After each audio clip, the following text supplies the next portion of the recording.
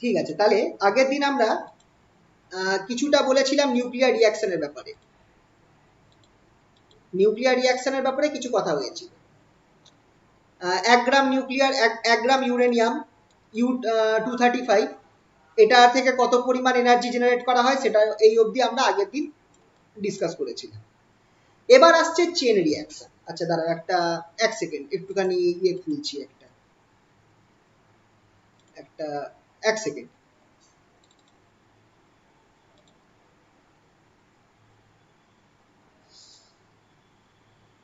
আচ্ছা chain reaction, আচ্ছা স্ক্রিনটা আসছে তো একটু বলো। আচ্ছা চেন রিঅ্যাকশনের ব্যাপারে আমরা কি জানি? আমরা জানি, এটা আমরা পড়েছি যে ইউরেনিয়ামের ওপর যখন ইউরেনিয়াম 235 ধরা রয়েছে, না লেখা দরকার নেই, আমি আজকে এমনি ডিসকাশন হোক এই দিকটা, তোমাদের তো নোট দিয়ে দিয়েছি, ওখান থেকে করো। ইউরেনিয়াম 235 এ যখন একটা নিউট্রন এসে হিট করে তখন কি হয়, সেটা থেকে একটা এটা ব্রেক করে যায়, ব্রেক করে আমার ধরো কথার কথা ব্যারিয়াম আর ক্রিপ্টন তৈরি হচ্ছে, আর ক্রিপ্টন তৈরি হচ্ছে। এছাড়া কি হয়, 3খানা নিউট্রন বেরিয়ে আসবে, 3টে নিউট্রন বেরিয়ে আসবে। আর যদি এই রিঅ্যাকশনটা না হয়, যদি দ্বিতীয় রিঅ্যাকশন যেটা আছে আমরা যেটা করেছিলাম আগের দিন সেই রিঅ্যাকশনটা হয়, মানে এই রিঅ্যাকশনটা কোথায় গেল, এই রিঅ্যাকশনটা হয়, সেক্ষেত্রে 2খানা নিউট্রন বেরোবে। তো যাই হোক, মোদ্দা কথা একটা রিঅ্যাকশন থেকে একটা নিউট্রন ইউজ করে একটা রিঅ্যাকশন হচ্ছে, সেখান থেকে আইদার 3টে নিউট্রন বেরোবে বা 2টো নিউট্রন বেরোবে। এবার হয়েছে কি, এই যে নিউট্রন গুলো বেরোচ্ছে তারা আমার 3টে আলাদা আলাদা ইউরেনিয়ামকে হিট করবে, 3টে আলাদা আলাদা, ধরো আমি ধরে নিচ্ছি 3টে বেরোচ্ছে, তো 3টে আলাদা আলাদা ইউরেনিয়ামকে হিট করবে, এদের থেকে আরো 3টে নিউট্রন বেরোবে। যখন এই 3জনের ফিশন হবে তাহলে আমার 3টে থেকে 9টা হলো, 9টা থেকে কত হয়ে যাবে ভাবো, 27টা হবে। এরকম ভাবে আমার জিনিসটা চলতে থাকবে। এই যে রিঅ্যাকশনটা আমাদের হচ্ছে এটাকে আমরা বলছি কি রিঅ্যাকশন, চেন রিঅ্যাকশন, কারণ এটা আমাদের পরপর চলতে থাকবে। কিন্তু চেন রিঅ্যাকশন কি অল টাইম পসিবল? চেন রিঅ্যাকশনটা অল টাইম পসিবল নয়, তার কিছু নির্দিষ্ট কারণ রয়েছে। কারণ চেন রিঅ্যাকশন যদি অল টাইম পসিবল হতো, ধরো তোমার কাছে একটা টেস্ট টিউবের মধ্যে, অবশ্য থাকে না, কিন্তু অল্প পরিমাণ ইউরেনিয়াম রয়েছে, ইউরেনিয়াম 235 রয়েছে, অবশ্য এইটুকুনি ইউরেনিয়ামই অনেক দাম, কিন্তু ধরো তোমার কাছে রয়েছে একটা টেস্ট টিউবের মধ্যে, তাহলে সেটাও তো বাইরে থেকে এবার কিছু না কিছু নিউট্রন তো আসছে, বাইরে থেকে আমাদের অ্যাটমসফিয়ারে অল টাইম কিছু না কিছু নিউট্রন রয়েছে। তাহলে হতেই পারে যে নিউট্রন আমার কি হলো, হতেই পারে যে আমার এই নিউট্রন এর মধ্যে এসে টেস্ট টিউবের মধ্যে যে অল্প পরিমাণ ইউরেনিয়াম 235 আছে সেটার মধ্যে চেন রিঅ্যাকশন শুরু হয়ে গেল, আর চেন রিঅ্যাকশন শুরু হয়ে যাওয়াতে একটা বড় রকম এক্সপ্লোশন হয়ে গেল।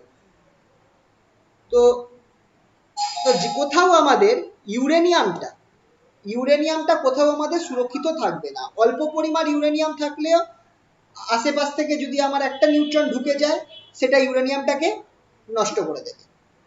ঠিক আছে, তো এটা হচ্ছে আমাদের সমস্যা। তো chain reaction all time possible নয়। চেন রিঅ্যাকশন তার কিছু কারণ আছে। প্রথমত, যে স্যাম্পেলটা রয়েছে তোমার ইউরেনিয়ামের, ইউরেনিয়াম 235 স্যাম্পেল, সেই স্যাম্পেলের মধ্যে যে ইউরেনিয়ামগুলো আসছে, হতেই পারে যে যে নিউট্রনগুলো আসছে, নিউট্রনগুলোর অনেক স্পিড থাকতে পারে, নিউট্রনগুলোর অনেক, যেগুলোকে আমরা বলি হচ্ছে ফাস্ট নিউট্রন, নিউট্রনগুলোর ফাস্ট হতে পারে। যদি ফাস্ট নিউট্রন থাকে তাহলে হতে পারে কি, এই নিউট্রনগুলো এই যে আমার ইউরেনিয়াম মলিকিউলসগুলো রয়েছে, ইউরেনিয়াম মলিকিউলসগুলোকে পার করে বেরিয়ে চলে গেল।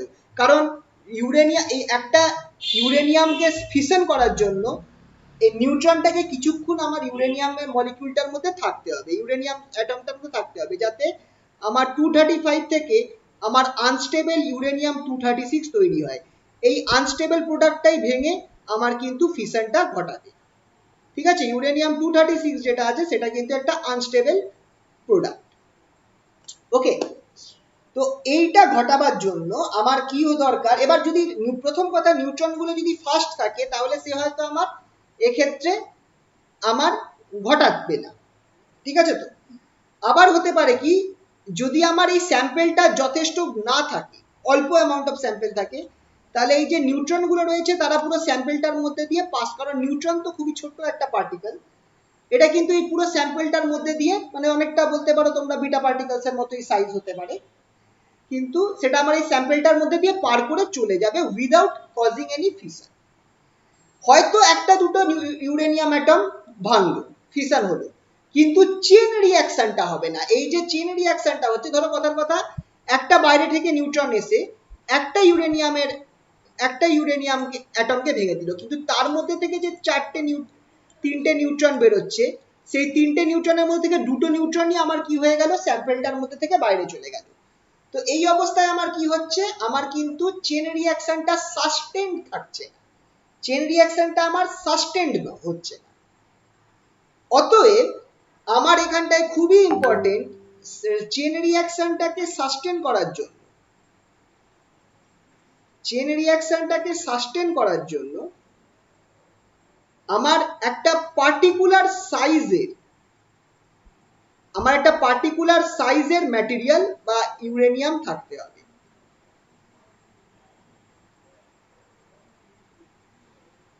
একটা পার্টিকুলার সাইজের ইউরেনিয়াম থাকতে হবে। বলো তো সাইজটাকে কি বলে?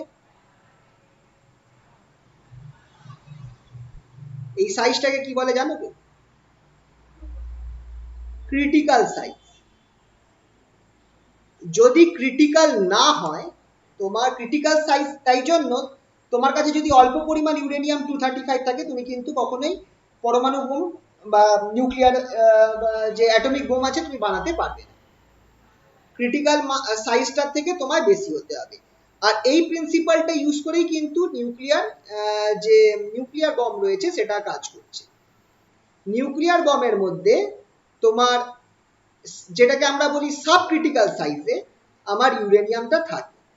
সাব ক্রিটিক্যাল সাইজ মানে দুটো আলাদা পোর্শন থাকবে। সাব ক্রিটিক্যাল সাইজ মানে অ্যামাউন্টটা কম রয়েছে, দুটো মিলিয়ে গেলে ক্রিটিক্যাল হয়ে যাবে, দুটো সাইজ মিলে গেলে ক্রিটিক্যাল হয়ে যাবে। আর আমার অপোজিট দিকে কিছু বম লাগানো থাকে, মানে নর্মাল যেগুলোকে বলা হয়, নর্মাল যে বোম যেগুলো আছে সেগুলো আমার এর অপোজিট দিকে লাগানো থাকে। যখন আমার মেন কাজ হচ্ছে ট্রিগার করার জন্য আমাকে কি করতে হবে, এই যে বোমগুলো রয়েছে পেছনে, এগুলো নর্মাল বোম যেগুলো রয়েছে, নর্মাল এক্সপ্লোসিভ, এইগুলোকে এক্সপ্লোড করতে হবে। যদি এইগুলো এক্সপ্লোড করে তাহলে খুবই হাই এনার্জির সাথে আমার ইউরেনিয়াম গুলো একসাথে মিশে যাবে, মিশে ক্রিটিক্যাল সাইজ ফর্ম করবে। যেমনি ক্রিটিক্যাল সাইজ ফর্ম হয়ে গেল, তখনই এবার আশেপাশে থাকা নিউট্রন থেকে আমার চেন রিয়াকশন শুরু হয়ে যাবে, আর চেন রিয়াকশনটা যেমনি শুরু হয়ে যাবে আমার নিউক্লিয়ার এক্সপ্লোশন হবে। তো জিনিসটা বোঝা গেল কিভাবে এই সাব ক্রিটিক্যাল সাইজ, ক্রিটিক্যাল সাইজটা খুবই ইম্পর্টেন্ট ফ্যাক্টর। ঠিক আছে, উইদাউট এই ক্রিটিক্যাল সাইজ না থাকলে কখনোই তোমার চেন রিয়াকশন সাস্টেন হবে না। বলো এই অবধি এই জিনিসটা ক্লিয়ার হয়েছে সকলের? আচ্ছা, এখানটা একটা হিসাব রয়েছে, তোমরা যদি দেখো, এখানটা একটা রিপ্রোডাকশন ফ্যাক্টর ধরা হয়েছে। কি? এই ক্যালকুলেশনটা দেখাচ্ছি।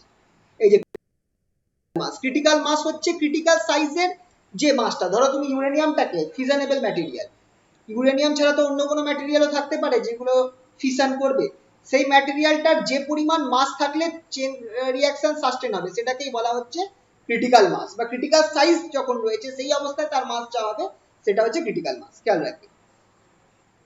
এখানে ধরো একটা ক্যালকুলেশন ধরা হয়েছে, দেখাচ্ছি। যে N0 সংখ্যক ফার্স্ট নিউট্রন রয়েছে যেগুলো অ্যাভেলেবেল আছে ফিশন প্রডিউস করার জন্য। ঠিক আছে, এবার এই যে N0 সংখ্যক ফার্স্ট নিউট্রন রয়েছে তার মধ্যে থেকে আমরা ধরে নিচ্ছি কিছু পরিমাণ আমার এই যে ইউরেনিয়াম 238 আছে তাকে ফিশন করবে।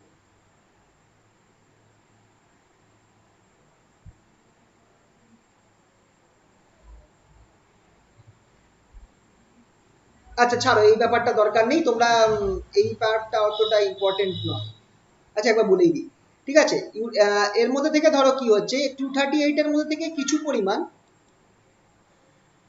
আমার ইউরেনিয়াম 238 কে ফিশন করলো, তার ফলে হলো কি নিউট্রনের সংখ্যা আমার মিউ ফ্যাক্টরস নিউ টাইমস বেড়ে গেল। তাহলে আমার কত পরিমাণ নিউট্রন এখন অ্যাভেলেবেল রয়েছে, n0 নিউ টাইমস আমার অ্যাভেলেবেল রয়েছে। এবার ইউরেনিয়াম 238 এর মধ্যে যদি আমায় ফিশন করতে হয় তাহলে নিউট্রনস গুলোকে কি হতে হবে, স্লো হতে হবে, তাদেরকে স্লো করতে হবে। এবার এই যে নিউট্রনস গুলোকে স্লো করার জন্য, এটা কিন্তু এই যে কেসটা দেখাচ্ছি, এই কেসটা আমরা নিউক্লিয়ার রিঅ্যাক্টরের কথা বলছি, নিউক্লিয়ার রিঅ্যাক্টরের কেস বলছি। নিউক্লিয়ার রিঅ্যাক্টরের মধ্যে দেখো ফার্স্ট নিউট্রন, যেটা তোমাদের বললাম একটু আগে, যে ফার্স্ট মুভিং নিউট্রনস গুলো কিন্তু আমার ক্যাপচার হয় না। আমার যে ইউরেনিয়াম অ্যাটম আছে তারা ফার্স্ট মুভিং নিউট্রনসকে ক্যাপচার করতে পারে না।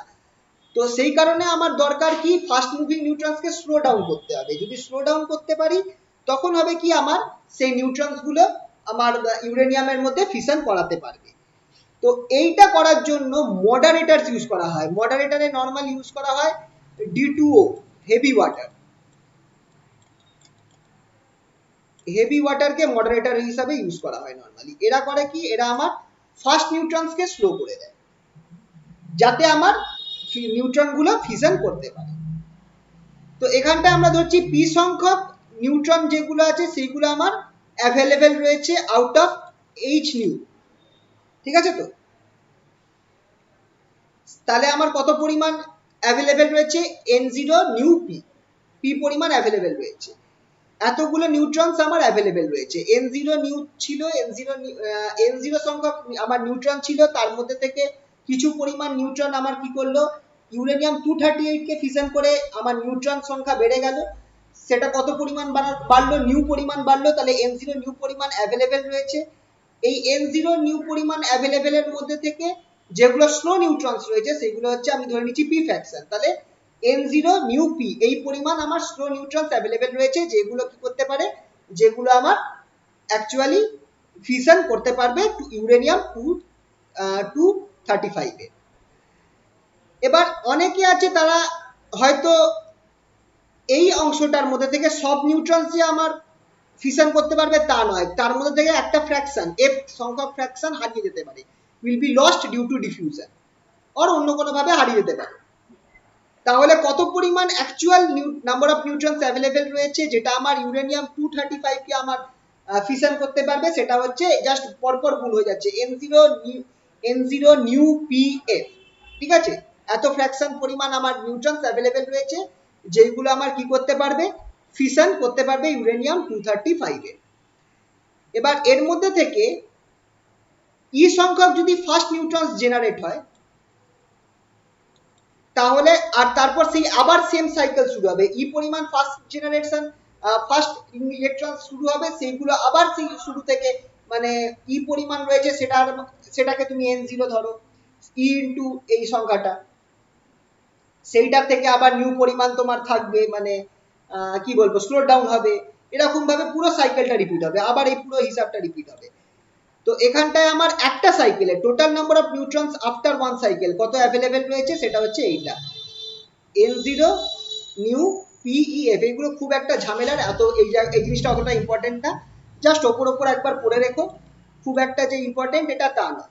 ঠিক আছে, তো এখানটায় n0 সংখ্যক একটা সাইকেল, একটা রিঅ্যাকশনের পর তোমার কতগুলো নিউট্রনস অ্যাভেলেবেল রয়েছে যেটা ফিশন করতে পারে, সেটা হচ্ছে n0 বাই n সংখ্যক অ্যাভেলেবেল রয়েছে। আর n0টা আমার ইনিশিয়ালি ছিল n0 সংখ্যক আমার নিউট্রনস ইনিশিয়ালি অ্যাভেলেবেল ছিল, সেখান থেকে আমরা কতগুলো নিউট্রন আমার অ্যাকচুয়ালি ইউরেনিয়াম 235 কে ফিশন করতে পারছে, আর ফিশন করার পর কতগুলো নিউট্রন বেরিয়ে আসবে সেটা হচ্ছে n সংখ্যক। এবার এই n সংখ্যক নিউট্রন আমার বেরিয়ে আসবে, এবার সেই n সংখ্যককে কেউ আবার আমাকে এই ফর্মুলার মধ্যে দিয়ে যেতে হবে, তাহলে আবার এতগুলো নিউট্রন আমার দেখা যাবে আবার আমার কাছে বেঁচে রয়েছে যেটা 235 এর ফিশন করতে পারবে, ইউরেনিয়াম 235।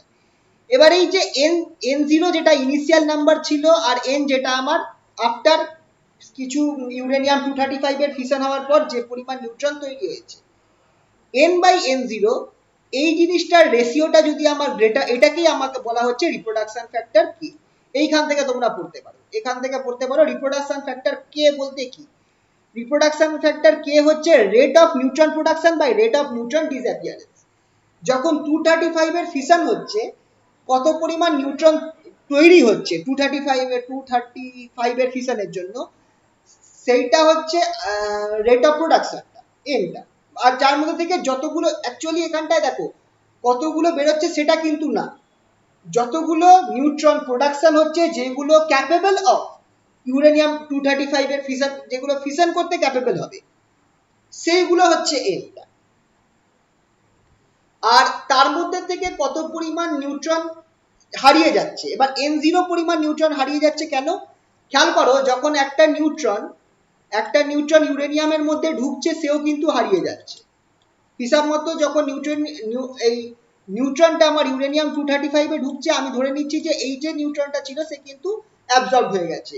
এরপর যে এখান থেকে যে 3টে বা 2টো নিউট্রন বেরোবে তারা আলাদা নিউট্রন, কিন্তু অ্যাকচুয়াল আগের নিউট্রনটা হারিয়ে গেছে। তাহলে ফিশন করতে গিয়েও কিন্তু একটা নিউট্রন হারিয়ে যাচ্ছে বা ডিসঅ্যাপিয়ার করে যাচ্ছে। তাহলে কতগুলো নিউট্রন তৈরি হচ্ছে আর কতগুলো নিউট্রন হারিয়ে যাচ্ছে, এই ফ্যাক্টরটাকেই আমরা বলছি রিপ্রোডাকশন ফ্যাক্টর কি।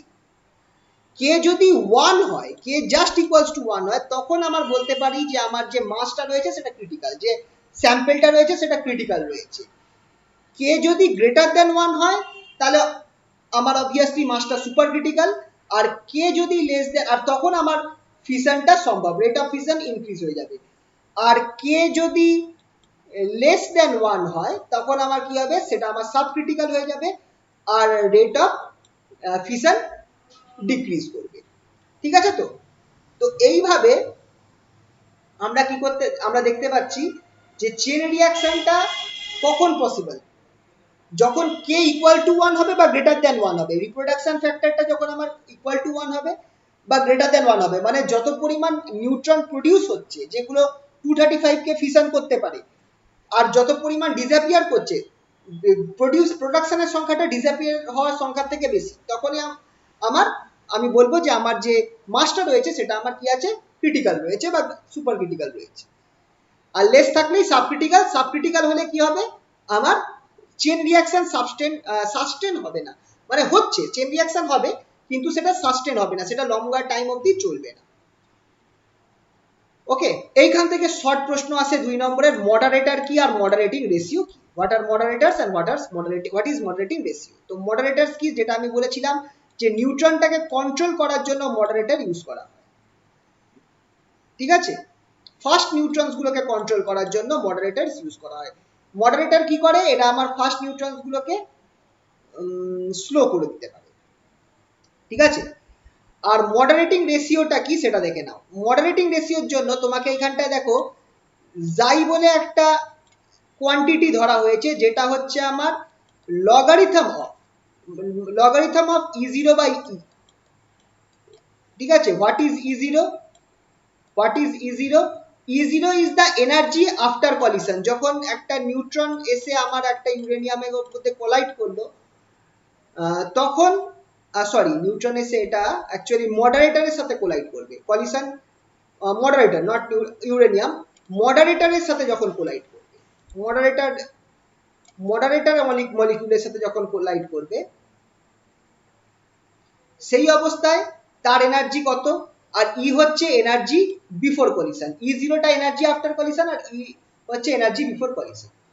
ঠিক আছে, তো নর্মালি দেখা গেছে এ যদি আমার অ্যাটমিক মাস হয় মডারেটর যেটা আছে, যেটাকে আমি মডারেটর হিসাবে ইউজ করছি নিউট্রনগুলোকে স্লো করার জন্য, তার অ্যাটমিক মাস যদি এ হয় আর এর ভ্যালু যদি যথেষ্ট লার্জ হয়, তাহলে এই যে জাই যেটা আছে, জাই এর ফর্মুলা কি হয়ে যাচ্ছে, xi equals to 2 by a plus 2/3। এটা আমার দেখা গেছে এক্সপেরিমেন্টালি, এটা আমার ফর্মুলা, এক্সপেরিমেন্টালি এটা দেখা গেছে। তাহলে মডারেটিং রেশিওটা কি, খুবই ইম্পর্টেন্ট। মডারেটিং রেশিও হচ্ছে এইটা, xi into sigma S by sigma A. এবার সিগমা এস আর সিগমা এটাকে বলা হয় ক্রস সেকশন। সিগমা এস আর সিগমা এটাকে কি বলা হয় দেখে রাখো, সিগমা এস আর সিগমা এ হচ্ছে একটা মডারেটর ম্যাটেরিয়ালের cross section for neutron scattering and absorption. Sigma S হচ্ছে নিউট্রন স্ক্যাটারিং এর জন্য ক্রস সেকশন, আর সিগমা এ হচ্ছে নিউট্রনের অ্যাবজর্পশনের জন্য ক্রস সেকশন। তার মানে কি বলছে দেখো, যে যখন আমার একটা মডারেটরের উপর একটা কিছু নিউট্রন এসে পড়বে, কিছু নিউট্রন কি হবে, ডিফ্লেক্ট করে যাবে, এইটাকে আমি বলবো স্ক্যাটারিং, স্ক্যাটার হয়ে যাবে। আর কিছু নিউট্রন কি হবে, এটাকে আমি বলবো স্ক্যাটারিং।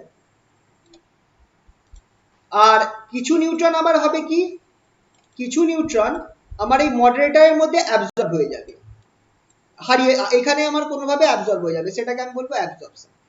এবার এই যে ক্রস সেকশন যেটা আছে, ক্রস সেকশন কথাটা হচ্ছে কি, ক্রস সেকশন হচ্ছে যে এটা অ্যাকচুয়ালি একটা প্রবাবিলিটিটা, এই টার্মটা তোমাদের এই সেমিস্টারে নেই, পরের সেমিস্টারে তোমাদের নিউক্লিয়ার এই কি বলবো রিঅ্যাকশনস রয়েছে, সেই সময় তোমাদেরকে ওটা পড়াবো।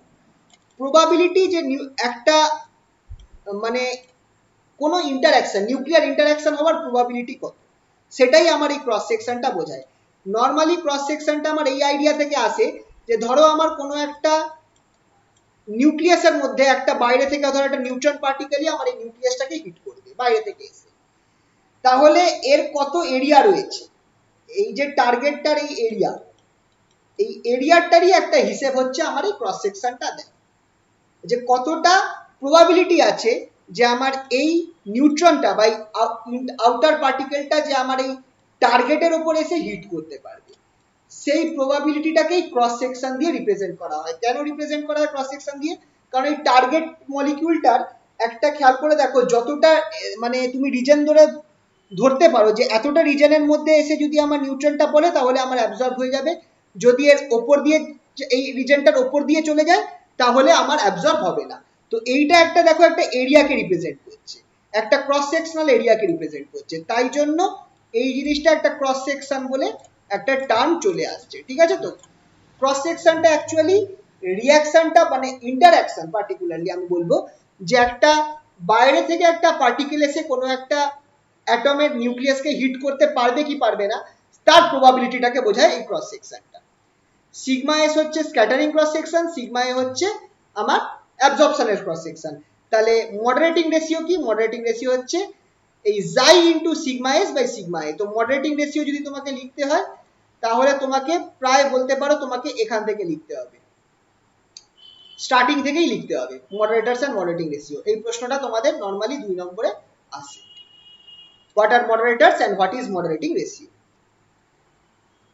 ওকে, এই জিনিসটা একটু জাস্ট, এই জিনিসটা এতটা এখন বোঝার মতো সেরকম খুব একটা নেই, যেহেতু তোমরা এখনো ওই নিউক্লিয়ারের ওই পার্টটা পড়োনি, যে পার্টটাতে নিউক্লিয়ার ইন্টারঅ্যাকশনস আছে, নিউক্লিয়ার রিঅ্যাকশনস আছে, ওটা যখন পড়বে তখন বুঝতে পারবে। আপাতত জাস্ট এইটা একটু জেনে রাখো, যদি আসে তাহলে এতটা লিখতে হবে। ঠিক আছে, তো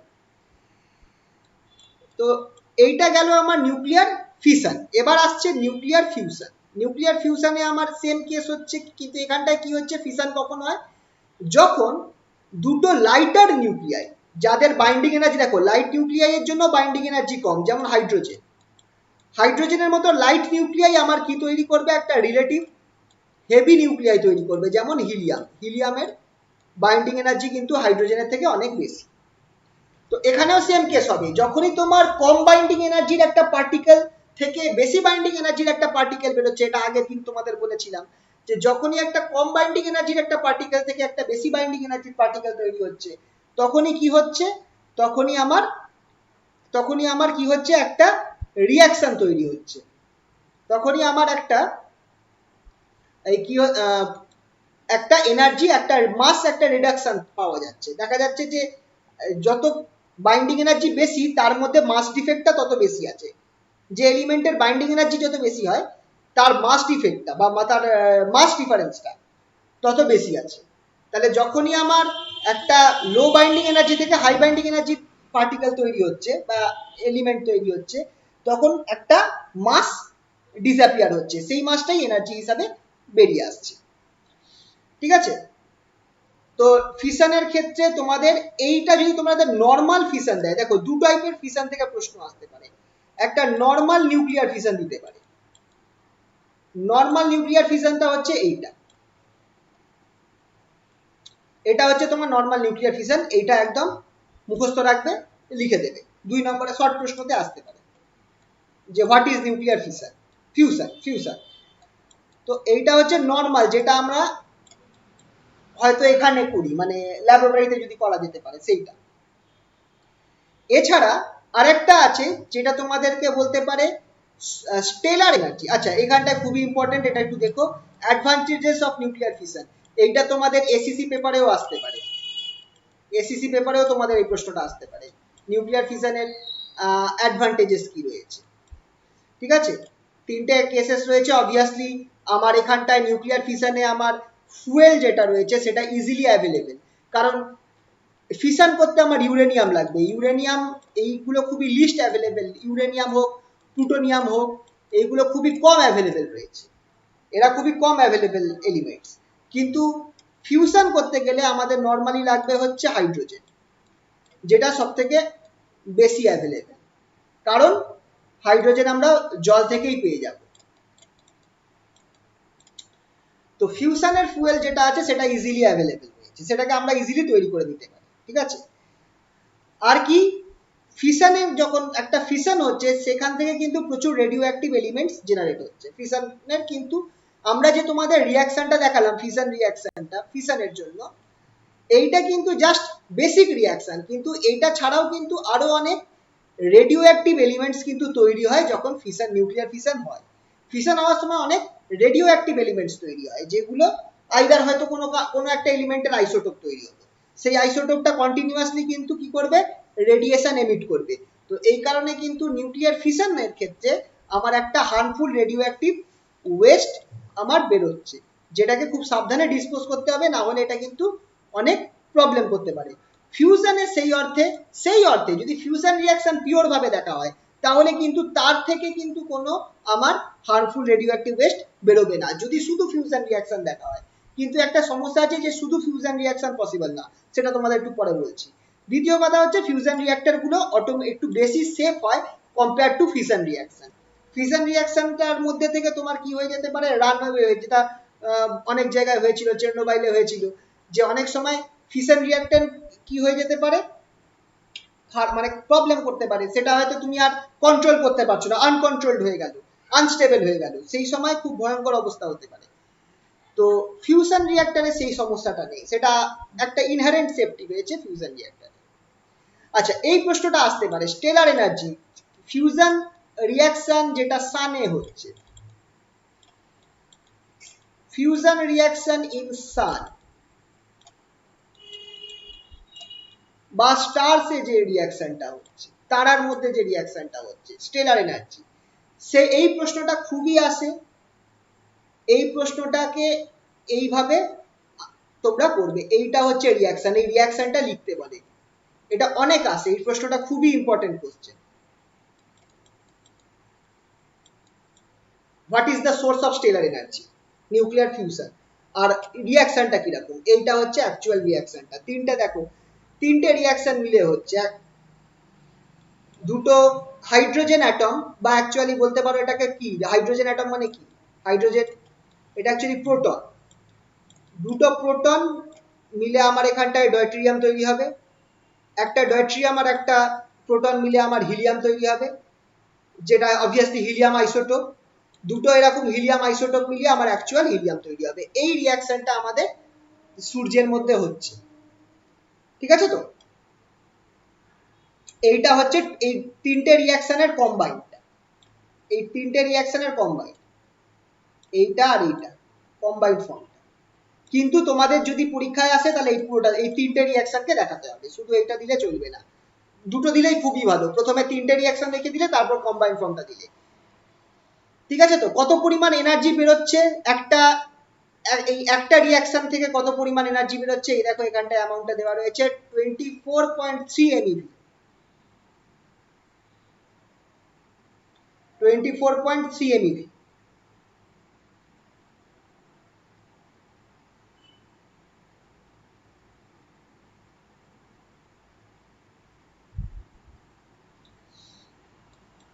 ঠিক আছে, এবার এইটা তো তোমরা জানোই, এইগুলো হচ্ছে জাস্ট আমাদের নিউক্লিয়ার ফিউশনের সম্পর্কে একটুখানি কিছু জিনিস। এবার হাইড্রোজেন বম্ব, আচ্ছা এইখানটা একটা কেস রয়েছে, তোমাকে যদি নিউক্লিয়ার ফিউশন যেটা আছে, আচ্ছা এটা একটু আমায় বলো তো যে সূর্যতে নিউক্লিয়ার ফিউশন স্টার্ট কি করে হলো? এগুলো কিন্তু খুবই দেখায়, তোমরা যারা এই ন্যাশনাল জিওগ্রাফিতে মাঝে মধ্যে বা ডিসকভারি সায়েন্সে এই টাইপের জিনিস আগে খুব দেখাতো। নিউক্লিয়ার ফিউশনটা সূর্যতে শুরু কি করে হলো? কোনো না কোনো সময় তো স্টার্ট হয়েছে, কথার কথা বলছি, বা আমাদের সূর্যের কথা ধরতে হবে না, যে কোনো একটা র্যান্ডম স্টার ধরো, তো ফিউশনটা তো স্টার্ট হয়েছে কোনো না কোনো টাইমে। তো স্টার্টটা হলো কি করে আর কি কারণে স্টার্ট? হ্যালো, কানেকশন আছে? একটু আওয়াজ দিও তো। হ্যালো হ্যালো, আচ্ছা আচ্ছা, শোনা যাচ্ছে তো ঠিকঠাক কথা? আচ্ছা, হয় কি নর্মালি ধরো একটা টাইমে, কারণ হাইড্রোজেন হচ্ছে বলা যেতে পারে যে প্রথম সব থেকে ইজি ফার্স্ট এলিমেন্ট হচ্ছে হাইড্রোজেন। কারণ হাইড্রোজেন এলিমেন্টটা কি? Hydrogen is nothing but a proton and N electron. তো হাইড্রোজেন সবসময় অ্যাভেলেবেল ছিল, বা যখন সৃষ্টি শুরু হলো তখন যদি প্রোটন আর ইলেকট্রন সবার আগে তৈরি হওয়ার পর ফার্স্ট যে ম্যাটারটা তৈরি হতে পারে সেটা হচ্ছে হাইড্রোজেন। তো হাইড্রোজেনের একটা ধরো ক্লাউড, বিশাল বড় অ্যামাউন্ট অফ ক্লাউড অন্তরিক্ষে রয়েছে। এবার তোমরা যদি গ্র্যাভিটেশনাল সেলফ এনার্জি, তোমরা এই জিনিসটা যদি পড়ে থাকো, যেটা আমরা পড়েছিলাম ফার্স্ট সেমিস্টারে, কি হয় একটা বস্তুর প্রত্যেক কণা নিজেকে টানে, গ্র্যাভিটেশনাল সেলফ এনার্জি। তাহলে হবে কি, এই যে ক্লাউডটা রয়েছে, ক্লাউডের যে সেন্টার অংশটা রয়েছে, সে কি করবে, সে বাকি ক্লাউডটাকে অ্যাট্রাক্ট করবে due to its gravitational force. যত বেশি পরিমাণ ক্লাউড, এবার তাতে হবে কি, এই যে ক্লাউড গুলো রয়েছে সেটা আমার সেন্টারে গিয়ে জড়ো হবে, সেন্টারে গিয়ে যত জড়ো হতে থাকবে আমার সেন্টারের মাসটা ইনক্রিজ হতে থাকবে, আর যত সেন্টারের মাসটা ইনক্রিজ হবে তত সে বেশি গ্র্যাভিটেশনাল ফোর্স নিয়ে বাকি ক্লাউডটাকে টানবে। এর ফলে যদি বিশাল পরিমাণ মাস থাকে ক্লাউডটার, যেটা অবভিয়াসলি অন্তরিক্ষ জুড়ে, মানে বুঝতেই পারছো বিশাল পরিমাণ মাস রয়েছে, প্রায় কয়েকটা, মানে কি বলবো, প্রায় আমাদের সোলার সিস্টেম যতটা জায়গা জুড়ে ততটা জায়গা জুড়ে ধরে রাখতে পারো, কথার কথা বলছি, যত পরিমাণ মাস অফ হাইড্রোজেন রয়েছে, সেইগুলো একটা জায়গায় জড়ো হচ্ছে, হতে হতে হতে হতে এবার যত জড়ো হবে এত হাই মাস, আমার সেন্টারটা কি হবে, সেন্টারটা হিটেড আপ হতে থাকবে। কারণ কি, আমার সেন্টারে হিউজ অ্যামাউন্ট অফ প্রেসার তৈরি হবে, সেন্টারটায় due to gravitation huge amount of pressure create হবে, আর এই প্রেসারটার ফলে কি হবে, সেন্টারটা আমার হিটেড আপ হবে। এতটাই হিটেড আপ হয়ে যাবে আফটার এ সার্টেন টাইম, এতটাই হিটেড আপ হয়ে যাবে যে আর মানে সেন্টারটায় আমার এত বেশি পরিমাণ হিট হয়ে যাবে, এত প্রেসার ক্রিয়েট হয়ে যাবে যে সেন্টারের মধ্যে প্রোটন, দুটো প্রোটন তারা ফিউজ করবে। আচ্ছা, নর্মাল অবস্থায় কি দুটো প্রোটন ফিউজ করতে পারে? নর্মাল অবস্থায় কি দুটো প্রোটনকে তুমি ফিউজ করাতে পারো? খেয়াল করে দেখো, সম্ভব নয় কিন্তু। কারণ কি, ইলেকট্রোস্ট্যাটিক ফোর্স অফ রিপালশন।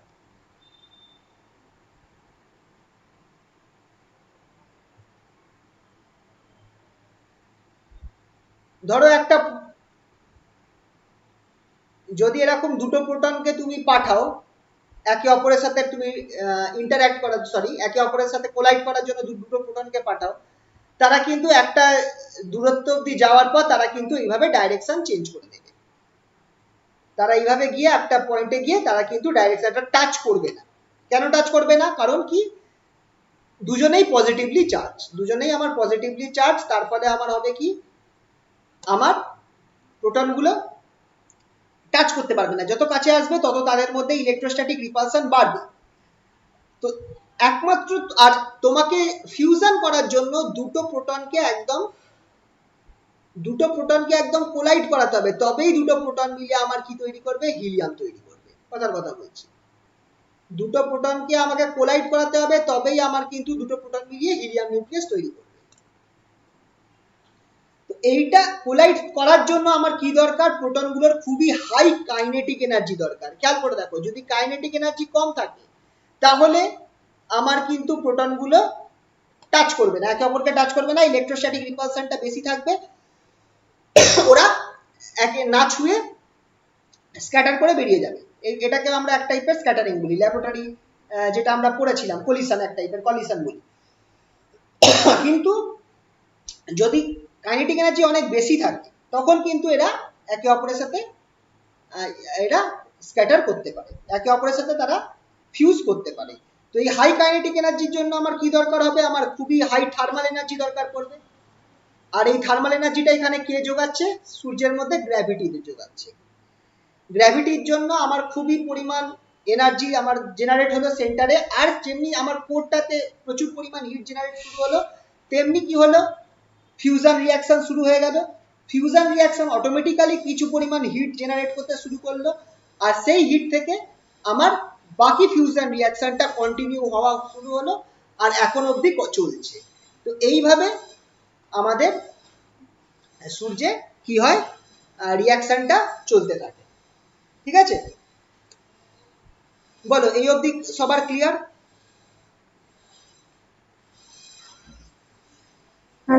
তো এবার যখন তোমাকে এই রিয়াকশনটাকে তোমাকে অ্যাটম বোমের মধ্যে মানে হাইড্রোজেন বমে ইউজ করতে হবে, আর এখনকার যা নিউক্লিয়ার বম আছে সবাই কিন্তু হাইড্রোজেন বম, ঠিক আছে? তো এখন মানে নর্মাল অ্যাটমিক বম নেই। হাইড্রোজেন বমে যদি তোমাকে ইউজ করতে হয় এই রিয়াকশনটাকে, তাহলে তোমাকে কি করতে হবে, তোমাকে ফিউশন করাবার জন্য এবার নর্মাল তোমাকে এই হাই টেম্পারেচার ক্রিয়েট করতে হবে। হাই টেম্পারেচার ক্রিয়েট করতে হবে যাতে তোমার কি হয়, তোমার হিলিয়াম যেটা আছে সেটা যেটা আমার হাইড্রোজেন ফিউজ হয়ে হিলিয়াম তৈরি হতে পারে, হাইড্রোজেন ফিউজ হয়ে হিলিয়াম তৈরি হতে পারে। এবার এই টেম্পারেচারটা নর্মাল অবস্থায় তুমি কোনোভাবে তৈরি করতে পারবে না, নর্মাল প্রসেসের দ্বারা এত বেশি টেম্পারেচার তুমি তৈরি করতে পারবে না। তো একমাত্র উপায় হচ্ছে ইউজিং ফিশন। তুমি একটা নর্মাল অ্যাটম বোমের সাথে তুমি এই যেটা ফিশন মানে অ্যাটম বোমের সাথে তুমি এটাকে কম্বাইন করে তোমাকে তৈরি করতে হচ্ছে। ফিশন রিয়াকশন হচ্ছে, ফিশন রিয়াকশনের ফলে তোমার হাই টেম্পারেচার ক্রিয়েট হচ্ছে, সেই টেম্পারেচার থেকে ফিউশন স্টার্ট হচ্ছে। বুঝতে পারলে? ফিশন রিয়াকশন হচ্ছে, ফিশন একটা অ্যাটম বোমের সাথে তুমি বলতে পারো যে হাইড্রোজেন বম যেগুলো হয় সেগুলো অ্যাকচুয়ালি তোমার একটা atom bomb combined with a fission bomb, একটা ফিউশন ম্যাটেরিয়ালস গুলো থাকে যেটা ফিউশন করবে। যখন ফার্স্ট অফ অল তুমি করছো কি, তুমি অ্যাটম বোমটাকে যেটা সেটাকে ডেটোনেট করছো, এটা ডেটোনেট হওয়ার ফলে হচ্ছে কি হাই এনার্জি হাই টেম্পারেচার আর প্রেসার ক্রিয়েট হচ্ছে, সেটা ফিউশনটাকে সাস্টেন করছে। তার ফলে ফিউশনটা শুরু হচ্ছে, আর ফিউশনটা শুরু হওয়ার পর থেকে তোমার বিশাল পরিমাণ তোমার এনার্জি রিলিজ হচ্ছে। নর্মালি দেখা যায় হাইড্রোজেন বমে তোমার নর্মাল অ্যাটম বমে থেকে 10 টাইমস গ্রেটার এনার্জি রিলিজ হবে, 10 গুণ বেশি এনার্জি রিলিজ হয়। তোমরা বইতে পড়ো, বইতে একটা এরকম দেখো কথা বলা রয়েছে। আচ্ছা, এইটা হচ্ছে হাইড্রোজেন বমের রিয়াকশন, এইটা হচ্ছে হাইড্রোজেন বমের রিয়াকশনটা, এই রিয়াকশনটা তোমাদের হচ্ছে ফিউশন রিয়াকশনটা অবভিয়াসলি। ঠিক আছে, আমেরিকার ফার্স্ট হাইড্রোজেন বম টেস্ট সফল হয়েছিল 1952 তে, নভেম্বর 1, 1952 আমেরিকা ফার্স্ট করেছিল। যে আইল্যান্ডে করেছিল সেই আইল্যান্ডটা মানে গলে নষ্ট, মানে গলে গেছে বলতে পারো, মেল্টেড আগে, পাওয়া যায়নি, কোনো হদিস পাওয়া যায়নি। আর আমাদের ভারতে অবভিয়াসলি পোখরানে হয়েছিল 1998 সম্ভবত, একটুখানি বইতে দেখে নিও। 1998 হয়েছিল পোখরানে, আন্ডারগ্রাউন্ডে করা হয়েছিল। কেন আন্ডারগ্রাউন্ডে করা হয়েছিল এটা তোমরা জানতে পারবে, খুবই ইয়েতে রয়েছে, প্রচুর ভিডিও রয়েছে, পার্টিকুলারলি খান স্যারের ভিডিও দেখলে তো আরো ভালো লাগবে, খুব সুন্দরভাবে গল্পটা বুঝিয়েছে। যাই হোক, তো এইগুলো হচ্ছে কিছু জিনিস। আচ্ছা, কটা জিনিস আমার মিস আছে নোটের মধ্যে, তোমরা একটুখানি পারলে দেখে নিও। সেটা হচ্ছে কার্বন কার্বন সাইকেল, এটাও কিন্তু আসে অনেক সময়, কার্বন কার্বন সাইকেল থেকে প্রশ্ন আসে, এটা একটুখানি পারলে বই থেকে দেখো, ভালো লাগবে। এটা তো তোমরা জানোই যে আমাদের যে যে সূর্যটা রয়েছে তার যখন হাইড্রোজেন যেটা আছে হাইড্রোজেনটা শেষ হয়ে যাবে, তখন কি হবে বলতো, হিলিয়াম বার্ন করতে শুরু হবে, হিলিয়াম বার্ন হতে শুরু হবে, হিলিয়াম থেকে বার্ন হয়ে কার্বন তৈরি হবে। এরকম করে আমাদের মানে আরো যত সূর্য যত বছর বেঁচে থাকবে তার থেকে আরো তার সেই অ্যামাউন্ট অফ টাইমসে বেঁচে থাকবে হিলিয়াম বার্ন করে, কিন্তু সেই সময় পৃথিবী থাকবে না, কারণ সূর্যের সাইজ এত বড় হয়ে যাবে যে তখন আমাদের পৃথিবী সূর্যের ভেতরে চলে যাবে। তো মোদ্দা কথা, আমাদের সেই সময় আমাদের কোনো মানে আমরা দেখতে পারবো না, হিলিয়াম বার্ন করার অবস্থাটাকে আমরা দেখতে পারবো না। কিন্তু যাই হোক, সূর্যের মানে এখনো বলতে গেলে সূর্য এখনো বাচ্চা রয়েছে, এখনো তার জোয়ান হওয়া বাকি আছে, সেই অর্থে বলতে পারো যে এখনো হাইড্রোজেন। আর আমরা ভাবো মানে আমরা এর মধ্যেই আমাদের সব শেষ হয়ে যাবে, মানব জাতি সবকিছু শেষ হয়ে যাবে। এবার কিছু কিছু এমন স্টার রয়েছে যার মধ্যে তোমার কার্বন সাইকেল চলে, যেখানে কার্বনের ফিউশন রিঅ্যাকশন, ওইগুলো একটু পড়ো। এই মোমেন্টে আমার ডিটেলস আলোচনা এই মোমেন্টে করতে পারছি না, টাইম কম আছে বলে, একটু বই থেকে পড়ো। এইগুলোর ইউটিউবের ওপরে অনেক ভিডিও আছে, বেশ সাইন্টিফিক, দেখতে পারো, ভালো লাগবে। এই জিনিসগুলো জাস্ট একটুখানি দেখো, ঠিক আছে? এই রিয়াকশন যেটা আছে কার্বন কার্বন সাইকেলের বইতে দেখবে একটা রিয়াকশন দেওয়া রয়েছে, এই রিয়াকশনটা অনেক সময় প্রশ্নই আসে যে কার্বন কার্বন সাইকেলের রিয়াকশনটা কিরকম হয়, সেইটা প্রশ্ন আসে, তাই একবার একটু দেখে রাখবে, ঠিক আছে? এটা তাহলে গেল আমার ওপর ওপর করে। আচ্ছা, এইটা দেখবে, আর আরেকটা পার্ট দেখবে, সেটা হচ্ছে তোমার নিউক্লিয়ার রিয়াক্টর, বইতে দেখবে ডায়াগ্রাম দিয়ে করা রয়েছে। নিউক্লিয়ার রিঅ্যাক্টরটা একটুখানি দেখবে, ডায়াগ্রাম ইউজ করে, ডায়াগ্রাম দিয়ে একটা শর্ট ডেফিনেশন বইতে দেওয়া রয়েছে, শর্ট নোট, ওটা একটুখানি দেখবে। মডারেটর যেমন আছে, মডারেটর কি করে, ফার্স্ট নিউটনকে স্লো করে। মডারেটর যেগুলো আছে তারা কি করে, ফার্স্ট নিউটনকে স্লো করে, ফার্স্ট নিউটনকে স্লো করে দেয়। আর আর নিউক্লিয়ার রিঅ্যাক্টরে কি লাগে, কন্ট্রোল রডস লাগে, কন্ট্রোল রডস খুবই ক্যাডমিয়ামের হয় নর্মালি। কন্ট্রোল রডস গুলো কি করে,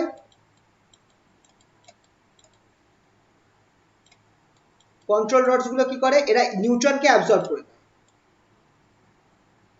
নিউট্রনকে অ্যাবজর্ব করে নেয়। তার ফলে হয় কি, তুমি দেখো তোমার তো চেন রিঅ্যাকশন হচ্ছে, নিউক্লিয়ার রিঅ্যাক্টরে তো চেন রিঅ্যাকশন হচ্ছে, তুমি যদি হুট করে কন্ট্রোল রডস গুলোকে এন্টার করাও, তাহলে কি হবে কি, যে এক্সেস নিউট্রন গুলো তৈরি হচ্ছে সেইগুলো অ্যাবজর্ব হয়ে যাবে। যেমনি আমার নিউট্রনস গুলো অ্যাবজর্ব হয়ে যাবে, তখন কি হবে বলো তো, যখনই তোমার নিউট্রনস গুলো অ্যাবজর্ব হয়ে যাবে, তখনই তোমার রিঅ্যাকশনের রেট ডাউন হয়ে যাবে। তো যদি তুমি চাও এইভাবে তুমি কিন্তু রেটটাকে কমিয়েও দিতে পারো। তুমি যদি চাও নিউক্লিয়ার রিঅ্যাক্টরে তুমি রেটটাকে তোমার হাতে কন্ট্রোলে রয়েছে, তুমি চাইলে রেটটাকে বাড়াতেও পারো, রেটটাকে কমাতেও পারো, কন্ট্রোলে রাখতে পারো। চেন রিঅ্যাকশনটাকে জাস্ট বাই কন্ট্রোল রডস গুলোকে ইউজ করে তুমি নিউক্লিয়ার রিঅ্যাকশনের রেটটাকে কন্ট্রোল করতে পারছো। তো এটাই সব থেকে বেশি দরকার, যেটা আমাদের ফিউশন রিঅ্যাক্টরে পসিবল হয়েছে। কিন্তু এখন অবধি এই জিনিসটা ফিউশন রিঅ্যাক্টর, ফিউশনের কেসে এখন অবধি এই জিনিসটা পসিবল হয়নি, এটা এখনো রিসার্চ চলছে। এখনো অবধি কেউ ফিউশন রিঅ্যাক্টর সেই লেভেলের তৈরি করতে পারেনি যেটার দ্বারা আমাদের ভালো রকম মানে এনার্জি ডেভেলপ হবে। জাস্ট এক্সপেরিমেন্টাল পারপাস হয়েছে, বাট সেই লেভেলের হয়। কিন্তু অবভিয়াসলি যদি হয়, তাহলে আমার ফিউশন রিঅ্যাক্টরের থেকে আমরা অনেক বেশি সুবিধা পাবো। ওকে, এইটা হলো তাহলে সবার। তাহলে পরের টপিকটায় যাচ্ছি, লিকুইড ড্রপ মডেল, এটাই যাই তাহলে। আচ্ছা, লিকুইড ড্রপ মডেলে আচ্ছা দুটো পার্ট আছে তোমাদের নিউক্লিয়ার মডেলের। একটা আছে তোমাদের লিকুইড ড্রপ মডেল, যেটা থেকে বেশি প্রশ্ন আসে, আর একটা পার্ট আছে সেখান থেকে খুব একটা প্রশ্ন তোমাদের দেয় না। এই পার্টটা তোমাদের যে লিকুইড ড্রপ মডেল আছে, এটা হচ্ছে সেল মডেল। সেল মডেলটা অ্যাকচুয়ালি এমএসসি ওরিয়েন্টেড জিনিস, কারণ এইটাতে তোমাকে সেল মডেল থেকে এই কারণে বেশি প্রশ্ন আসে না, কিন্তু সেল মডেলটাই বেশি ভালো। তার কারণ হচ্ছে সেল মডেল যেটা আছে, সেল মডেলে তোমরা কি করছো, তোমরা অ্যাকচুয়ালি ওই যে বলেছিলাম না যে নিউক্লিয়ারের মধ্যে নিউক্লিয়াসের মধ্যেও যে সেল টাইপ স্ট্রাকচার রয়েছে, যে কিছু কিছু পার্টি মানে ইলেকট্রন যেগুলো রয়েছে, বা নিউট্রন যেগুলো নিউক্লিয়াস রয়েছে, তারাও ডেফিনিট সেলস এর মধ্যে ঘুরছে। যে নিউক্লিয়াস গুলো রয়েছে তারা আমার কি হচ্ছে, ডেফিনিট সেল, কিছু পার্টিকুলার সেলের মধ্যে ঘুরছে ইনসাইড দ্য নিউক্লিয়াস। তো ওই জিনিসটা তোমরা একটুখানি দেখো, মানে ঘুরছে, ওই পার্টটা আমার সেল মডেলের অংশটা বোঝাচ্ছে, সেল মডেল আমাদের ওই জিনিসটাকে বোঝাচ্ছে। কিন্তু এইটাকে বোঝবার জন্য তোমাদেরকে কোয়ান্টাম মেকানিক্সটাকে অনেকটা রেডি করতে হবে। কোয়ান্টাম মেকানিক্সের প্রচুর আইডিয়া এখানটায় অ্যাপ্লিকেবল হচ্ছে, সেই কারণে এই পার্টটা তোমাদের বলতে পারো এমএসসি তে এই জিনিসটা তোমরা বেশি ডিপলি পড়ানো হয়। সেল মডেল আছে, আরো অনেক মডেল আছে, সেগুলো ডিপলি এই পার্টটা পড়ানো হয়। আপাতত তোমাদের যেটা স্টার্টিং মডেল, যেটা ফার্স্ট মডেল ছিল বলতে পারো, যেটা ক্রিয়েট করা হয়েছিল, যেটা হচ্ছে লিকুইড ড্রপ মডেল, এইটা থেকে তোমাদের কিন্তু প্রশ্ন পরীক্ষায় আসে বেশি, কারণ এইটা তুলনামূলক ইজি জিনিস আর এটা একদম বেসিক। ঠিক আছে? তো এই মডেলটাকে কে প্রপোজ করেছিলেন? এটাকে প্রপোজ করেছিলেন বো। ঠিক আছে? ইনি কি বলেছিলেন কেন এই মডেলটা তৈরি হয়েছিল? নামটা দেখো, লিকুইড ড্রপ। কারণ উনি দেখতে পেয়েছিলেন যে লিকুইড ড্রপের মধ্যে আর নিউক্লিয়াসের মধ্যে অনেক রকম সিমিলারিটিস রয়েছে। আচ্ছা, তোমরা যদি চেক করো তো দেখবে লিকুইড ড্রপ মডেলের ওপর একটা ভালো প্রশ্ন, বড় প্রশ্ন, প্রায় 10 নম্বরের প্রশ্ন আগের বার চলে এসেছে, সিসি 9 2019-20। তোমরা আগের বারের প্রশ্নটা দেখো, একটা বড় প্রশ্ন, ডেসক্রিপটিভ টাইপ প্রশ্ন তোমাদের এসেছে। তো সেখানটায় তোমাদের জিজ্ঞেস করেছে যে লিকুইড ড্রপ মডেলটা কেন, মানে এটাকে ইউজ করা হচ্ছে, কেন, এটা কি সিমিলারিটিস পাওয়া গেছিল, what are the similarities between liquid drop and a nucleus. সেটা হচ্ছে দুজনেরই কনস্ট্যান্ট ডেনসিটি রয়েছে। লিকুইড ড্রপের, একটা লিকুইডের ড্রপ আর একটা নিউক্লিয়াস, দুজনেরই কিন্তু ডেনসিটিটা কনস্ট্যান্ট থাকে, first of all.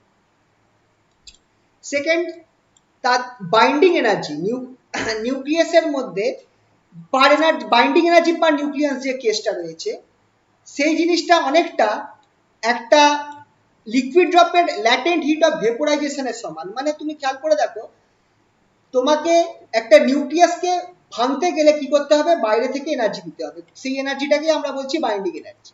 Binding energy is the energy, যেই পরিমাণ এনার্জি দিয়ে তুমি নিউক্লিয়াসটাকে কি করতে পারবে? ভেঙে তুমি তার প্রত্যেক পার্টগুলোকে, মানে প্রত্যেক নিউক্লিয়াসগুলোকে আলাদা করে দিতে পারবে আর ইনফাইনাইট ডিস্টেন্সে পাঠিয়ে দিতে পারবে। এটা হচ্ছে normal definition of binding energy. আর এই জিনিসটা অনেকটা কার সাথে ম্যাচ খাচ্ছে? Latent heat of vaporization of a liquid. তার মানে হচ্ছে একটা লিকুইডকে ভেপোরাইজ করার জন্য তোমাকে কি করতে হবে? মানে লিকুইডকে ভেপারে কনভার্ট করার জন্য তোমাকে কি করতে হবে? বাইরে থেকে হিট দিতে হবে লিকুইড ড্রপকে। তো সেটার সাথে এই জিনিসটার একটা মিল পাওয়া যাচ্ছে। একই রকম ভাবে একটা লিকুইডের ড্রপের এভাপোরেশনটা অনেকটা রেডিও অ্যাক্টিভ প্রপার্টিস অফ নিউক্লিয়াসের সাথে সিমিলারিটি দেখা যাচ্ছে। যেমন ধরো একটা লিকুইড ড্রপ ভেপর হয়ে, মানে ভেপোরাইজ করে যাচ্ছে, একই রকম ভাবে একটা নিউক্লিয়াস আছে কি, সেটা আলফা বিটা গামা এইটা এমিট করে সে কিন্তু আলটিমেটলি ভেঙে যাচ্ছে। আর লিকুইড ড্রপের কনডেনসেশন, মানে ওয়াটার ভেপার থেকে একটা লিকুইড ড্রপ তৈরি হওয়া, এটা অনেকটা সিমিলারিটি পাওয়া যাচ্ছে কম্পাউন্ড নিউক্লিয়াসের ফর্মেশনের সাথে। কম্পাউন্ড নিউক্লিয়াসটার একটা এক্সাম্পল তোমাদের বললাম যে সরি, ইউরেনিয়াম যে 235 আছে, এই 235 এর মধ্যে যখন একটা নিউট্রন এসে পড়লো, তখন কিছু সময়ের জন্য কি তৈরি হলো বললাম, যে একটা ইউরেনিয়াম 236 তৈরি হলো, যেটা একটা আনস্টেবল কম্পাউন্ড তৈরি হলো।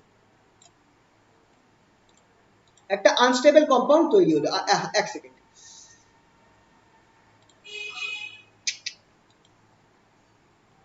একটা আনস্টেবল কম্পাউন্ড তৈরি হলো। এইটা হচ্ছে একটা, সরি কম্পাউন্ড না, একটা আনস্টেবল নিউক্লিয়াস তৈরি হলো।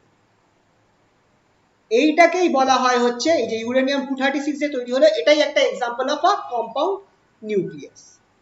এটাই হচ্ছে একটা example of A compound nucleus. এরকম তুমি একটা কোনো এলিমেন্টকে, ধরো নিউট্রন হোক, প্রোটন হোক, কিছু একটা অন্য এলিমেন্টের নিউক্লিয়াসের মধ্যে হিট করে একটা নতুন নিউক্লিয়াস ফর্ম করতে পারো, সেই জিনিসটাকেই বলা হচ্ছে কম্পাউন্ড নিউক্লিয়াস। এই পার্টটাও তোমরা পরের সেমিস্টারে নিউক্লিয়ার রিঅ্যাকশন করবে, সেখানটা এগুলো ডিটেলসে আছে। নিউক্লিয়ার রিঅ্যাকশন চ্যাপ্টারটা এগুলো ডিটেলসে আছে। যেহেতু এখন ওই চ্যাপ্টারটা পড়াতে পারছি না, তাই জন্য এই জিনিসগুলো আমি অত ভালোভাবে বোঝাতে পারছি না এই মোমেন্টে। আর আরেকটা জিনিস আছে যেটা আমরা দেখেছি, যে নিউক্লিয়াস যেটা রয়েছে তার শেপটা যেটা আছে, সেটা আমার কিরকম হয়? স্ফেরিক্যাল শেপ হয়। নর্মালি ধরা হয়েছিল যে নিউক্লিয়াস যেটা রয়েছে তার শেপ হয় স্ফিয়ারের শেপে হয়, স্ফেরিক্যাল শেপ হয়। সেম জিনিস দেখা গেছিল লিকুইড ড্রপের যে শেপটা হয়, সেটাও কিন্তু স্ফেরিক্যালি হয়। ঠিক আছে? এইগুলো হচ্ছে আমার লিকুইড ড্রপ আর কি বলে নিউক্লিয়াসের মধ্যে কিছু সিমিলারিটিস, যেটা দেখে লিকুইড ড্রপ মডেল তৈরি করা হয়েছে। এবার আসছে semi empirical mass formula. What is semi, এইটা এখান থেকে খুবই প্রশ্ন আসে, সেমি এম্পিরিক্যাল মাস ফর্মুলা লিখতে দেয়, বড় প্রশ্ন ডেসক্রিপটিভ আসে। সেমি এম্পিরিক্যাল মাস ফর্মুলা এটাকে ওয়াইজ্যাকার এটাকে তৈরি করেছিলেন। এটা পিওরলি এক্সপেরিমেন্টাল বেসিসে তৈরি করা, তাই জন্য নাম হচ্ছে সেমি এম্পিরিক্যাল। এম্পিরিক্যাল কথাটা তখনই আসে যখন কোনো একটা ফর্মুলাকে এক্সপেরিমেন্টাল বেসিসে পাওয়া যায়, থিওরিটিক্যাল তার কোনো সেরকম প্রুফ থাকে না, কিন্তু এক্সপেরিমেন্টালি পাওয়া যায়, তাই জন্য এটার নাম আসছে সেমি এম্পিরিক্যাল। ঠিক আছে, এটাকে আরেকটা বলা হয় বেথ ওয়াইজ্যাকার ফর্মুলা।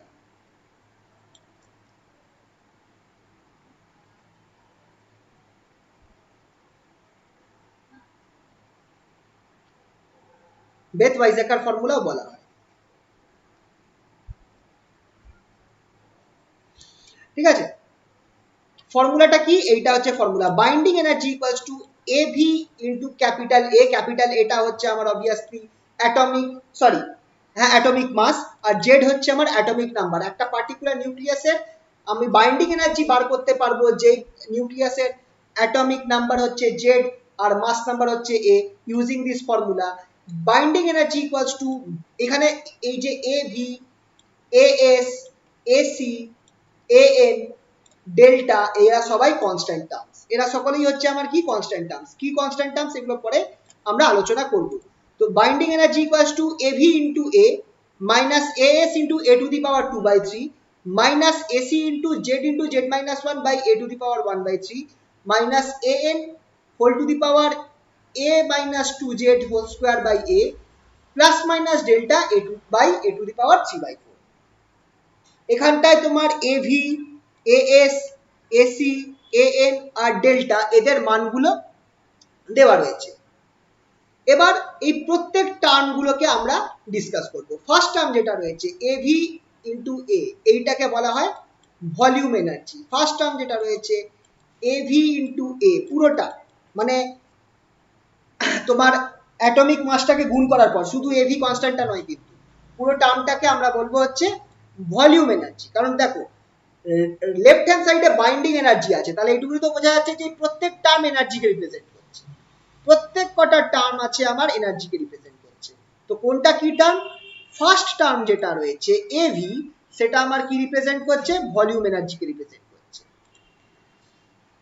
এবার দেখো এই জিনিসটা তো আমরা জানি, নিউক্লিয়ার মাস কত, নিউক্লিয়ার রেডিয়াস কত, nuclear radius r equals to r0 a to the power 1/3, তাহলে ভলিউম কত হবে, volume equals to 4/3 pi r cube, that is equals to r0 cube 4/3 pi a। তাহলে এখান থেকে দেখা যাচ্ছে v proportional to a, volume যেটা আছে সেটা প্রপোর্শনাল টু a। খেয়াল করে দেখো ভলিউম এনার্জি টার্ম যেটা আছে সেটাও আমার প্রপোর্শনাল টু a। যেহেতু এটা আমার ভলিউম এনার্জি টার্মটা যেহেতু আমার এর সাথে প্রপোর্শনাল, তাই জন্য এটাকে আমরা ভলিউম এনার্জি বলছি। ঠিক আছে, এটা আমার এর সাথে ডাইরেক্টলি প্রপোর্শনাল। যত আমার বড় হবে আমার ইউরেন যে অ্যাটমটা রয়েছে বা যে নিউক্লিয়াসটা রয়েছে সেটা যত বড় হবে, এ যত বড় হবে, মাস যত বড় হবে, ভলিউম এনার্জিটা তত বড় হবে।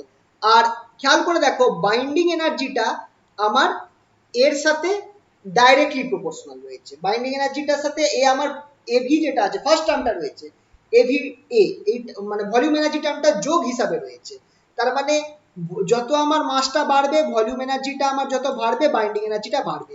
তাই জন্য তোমরা খেয়াল করে দেখো যে আমার বাইন্ডিং এনার্জি গ্রাফটা কিন্তু কিরকম হয়, অলমোস্ট বাড়ছে, আর কমাটা কিন্তু কম, তুলনামূলক কিন্তু কম রয়েছে। যদি তুমি দেখো নর্মালি, তুমি যদি দেখো বাইন্ডিং এনার্জি প্রথম দিকটা যদি দেখো, প্রথম দিকের যত এলিমেন্টস আছে তাদেরকে এই সেন্টারের আগে অবধি তুমি যদি দেখো, বাইন্ডিং এনার্জি যেটা আছে সেটা কিন্তু আমার এভির ওপর নির্ভর করছে, ভলিউম এনার্জির ওপর নির্ভর করছে। যত আমার ভলিউম এনার্জি বাড়ছে বাইন্ডিং এনার্জিও তত বাড়ছে। তারপরে এই মাঝখান থেকে আমার বা এই পয়েন্ট থেকে বলতে পারো যে এরপর আমার বাকি টার্মস গুলো এফেক্টে আসা শুরু করছে, তাই জন্য আমার বাইন্ডিং এনার্জি কমতে থাকবে। ঠিক আছে, তো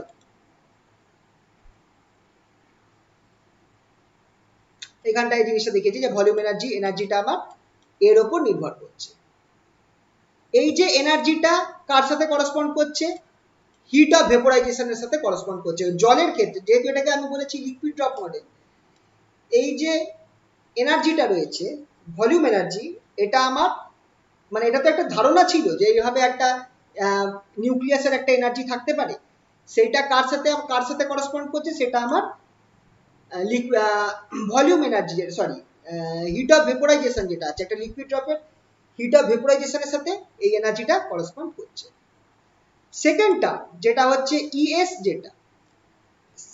যেটা হচ্ছে AS A to the power 2 by, এই টার্মটাকে আমরা বলি হচ্ছে সারফেস এনার্জিটা। কারণ কি দেখো, surface energy A to the power 2/3 সাথে, আর এইটা আমার লিকুইডের যে সারফেস টেনশন রয়েছে সেই সারফেস টেনশনের সাথে করসপন্ড করছে। লিকুইড ড্রপের যে সারফেস টেনশন এফেক্টটা রয়েছে, খেয়াল করে রাখবে সারফেস টেনশনের জন্য কিন্তু লিকুইডের এনার্জি কমে যাচ্ছে সেই পরিমাণ, সে ঠিক একই রকম ভাবে সারফেস এনার্জি টার্মটা কিন্তু আমার বাইন্ডিং এনার্জিকে কমিয়ে দিচ্ছে।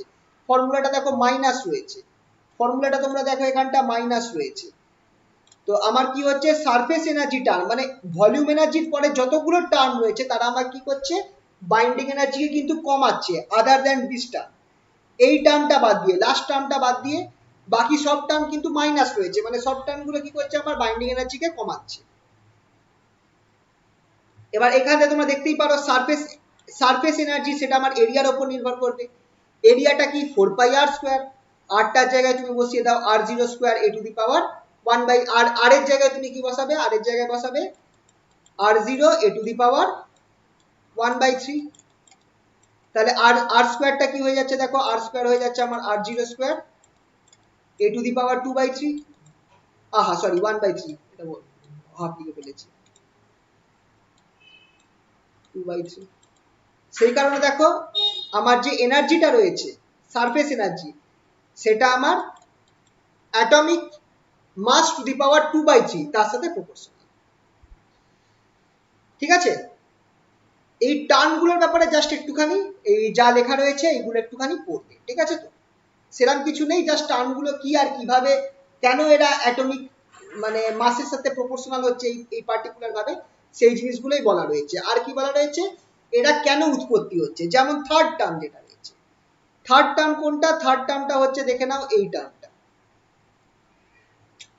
এই টার্মটা হচ্ছে থার্ড টার্ম। এই টার্মটা আসছে হচ্ছে কুলম্ব এনার্জি। এটা হচ্ছে আমার নিউট্রন, যে নিউক্লিয়াসের ভেতরে যে প্রোটনস আর নিউট্রনস গুলো রয়েছে, প্রোটন তো একে অপরকে ইয়ে করবে, রিপেল করবে। তো সেই কারণে আমার একটা কি হচ্ছে, একটা ইলেকট্রোস্ট্যাটিক রিপালশন ক্রিয়েট হচ্ছে, সেইটার জন্য আমার এই থার্ড টার্মটা আসছে, যেটাকে আমরা বলছি কুলম্ব এনার্জি। কারণ এখানে আমার কুলম্ব ইলেকট্রোস্ট্যাটিক রিপালশনটা তো কার formula, Coulomb's law, Coulomb's formula, তাই জন্য এখানটা এটাকে বলা হচ্ছে Coulomb energy. The third term is due to the Coulomb electrostatic repulsion between the charged particles in the nucleus, মানে নরমালি প্রোটন আর প্রোটনের মধ্যে যে রিপালশনটা হচ্ছে সেটার জন্য হচ্ছে। ঠিক আছে, অবভিয়াসলি প্রোটন আর নিউট্রনের মধ্যেও হালকা পরিমাণ এখানটায় একটা রিপালশন থাকতেই পারে। Since each charge, normally proton to প্রোটনই হবে, ঠিক আছে। Since each charge particles repels all other charge particles, obviously প্রোটনটাই এখানে চার্জ, নিউট্রনটা আমি ধরবো না, কারণ নিউট্রন তো আনচার্জ, নিউট্রনটাকে ধরবো না, শুধু প্রোটনটাকে ধরবো। তো সেই কারণে তুমি খেয়াল করে দেখো কতগুলো আমার চার্জ আছে, এই যে এনার্জিটা আমার একটা নিউক্লিয়াসের ভেতরে কতগুলো প্রোটন রয়েছে, একটা নিউক্লিয়াস যার অ্যাটমিক নাম্বার হচ্ছে জেড, তার মধ্যে জেড সংখ্যক প্রোটন রয়েছে, খেয়াল রাখবে। এবার এই ফার্স্ট প্রোটনটা, বাকি একটা প্রোটনকে তুমি ধরো, একটা প্রোটনকে ধরো, তাহলে বাকি কতগুলো প্রোটন রয়েছে, Z-1 সংখ্যক প্রোটন রয়েছে। তাহলে আমার এখানটায় যে ইলেকট্রোস্ট্যাটিক এনার্জিটা রয়েছে সেটা আমার একটা প্রোটন বাকি Z-1 প্রোটনের উপর এফেক্ট করছে, একটা প্রোটন বাকি Z-1 প্রোটনের উপর এফেক্ট করছে। এরকম করে এই জেড সংখ্যক প্রোটন তার বাকি, মানে প্রথম একজনকে ধরো, একজন মানে বাকি Z-1 এর সাথে রিপালস করছে, বাকি Z-1 কে রিপালস করছে। তারপর আরেকজনকে ধরো, সেও বাকি Z-1 কে রিপালস করছে, আরেকটাকে ধরো সেও বাকি Z-1 কে রিপালস করছে। তাহলে টোটাল যে আমার এই কারণে ইসিটা রয়েছে, যেটা আমার কুলম্ব এনার্জি, সেটা কার সাথে প্রপোর্শনাল হবে, Z × Z-1, এটা সাথে। প্রপোর্শনাল হবে, ঠিক আছে? তো Z into Z minus one, যেখানে প্রোটন নাম্বার হচ্ছে জেড। আর অবভিয়াসলি আমরা জানি এটা এনার্জি, খেয়াল রাখবে, ইলেকট্রোস্ট্যাটিক এনার্জি, ইলেকট্রোস্ট্যাটিক ফোর্স নয়, এনার্জি যেটা আছে। আমরা ইলেকট্রোস্ট্যাটিক এনার্জি আমরা পড়েছি, ইউ যেটা ছিল সেটার ফর্মুলা কি ছিল? ইলেকট্রোস্ট্যাটিক এনার্জি, এটা আমরা সেকেন্ড সেমিস্টারে পড়েছিলাম, 1/4πε0 Q1 Q2 বাই আর ছিল, শুধু একটা আর থাকবে, খেয়াল করে দেখো। ইলেকট্রোস্ট্যাটিক এনার্জি যেটা, ইলেকট্রোস্ট্যাটিক পোটেনশিয়াল এনার্জি পার্টিকুলারলি যেটাকে আমরা বলি, সেটা কিন্তু প্রপোর্শনাল টু আর। তো আমরা এখানটায় তাই ধরবো কি, যে এই যে এটা আছে ইলেকট্রোস্ট্যাটিক এনার্জি, সেটা আমার proportional to Z into Z minus one যেমন হবে, তেমন এটা আমার প্রপোর্শনাল টু আরও হবে, এটা আমার প্রপোর্শনাল টু 1/r, যেটা হচ্ছে আমার রেডিয়াস অফ দ্য নিউক্লিয়াস। তাহলে EC equals to K into, K হচ্ছে constant, proportionality constant, Z into Z minus one, Z into Z minus one by R. R এর জায়গায় তুমি বসিয়ে দাও আর জিরো টু দি পাওয়ার 2/3, ব্যাস। এবার সব কনস্ট্যান্ট গুলোকে এক করে জেড সি ধরে নাও, এই দেখো ইসিটা কি বেরোলো, Z into Z minus one by A to the power 1/3, এটা বেরোলো আমার ইলেকট্রোস্ট্যাটিক রিপালসার, ইলেকট্রোস্ট্যাটিক কুলম্ব এনার্জি। ফোর্থ যে এনার্জি টার্ম রয়েছে, ফোর্থ এনার্জি টার্ম কোনটা চলো দেখা যাক।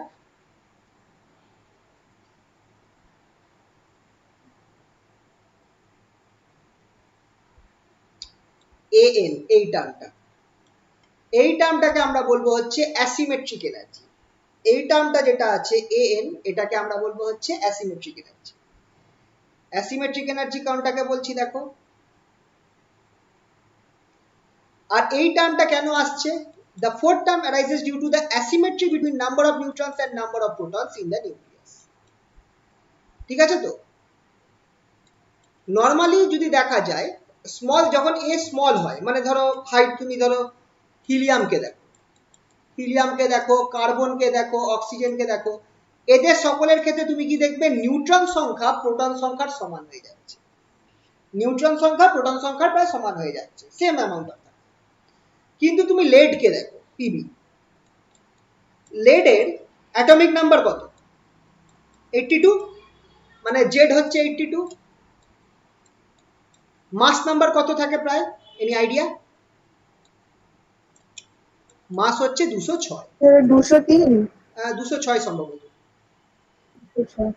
206 মাস তো আইসোটোপ থাকে তো চেঞ্জ হতে পারে, 206 ধরে নাও।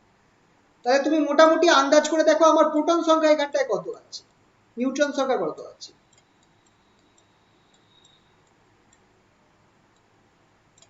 তাহলে দেখো নিউট্রন সংখ্যা, প্রোটন সংখ্যা, নিউট্রন সংখ্যার মধ্যে একটা ভালো ডিফারেন্স রয়েছে, প্রায় 50% ডিফারেন্স রয়েছে, ঠিক কিনা? তো যত আমার এই যে অ্যাসিমেট্রিটার জন্য যত ইনক্রিজ করবে, তত এই অ্যাসিমেট্রিটাও বাড়বে, মানে প্রোটন নিউট্রন সংখ্যা আমার প্রোটনের সংখ্যার থেকে বেড়ে যাবে, ঠিক আছে? as the number of neutrons exceeds that of the proton, to maintain nuclear stability by z minus a is the measure of asymmetry. আর এই অ্যাসিমেট্রিটার জন্য কি হচ্ছে, আমার বাইন্ডিং এনার্জি বা নিউক্লিয়ার স্টেবিলিটি যেটা হচ্ছে, সেটা আমার কি হয়ে যাচ্ছে, ডিক্রিজ করছে।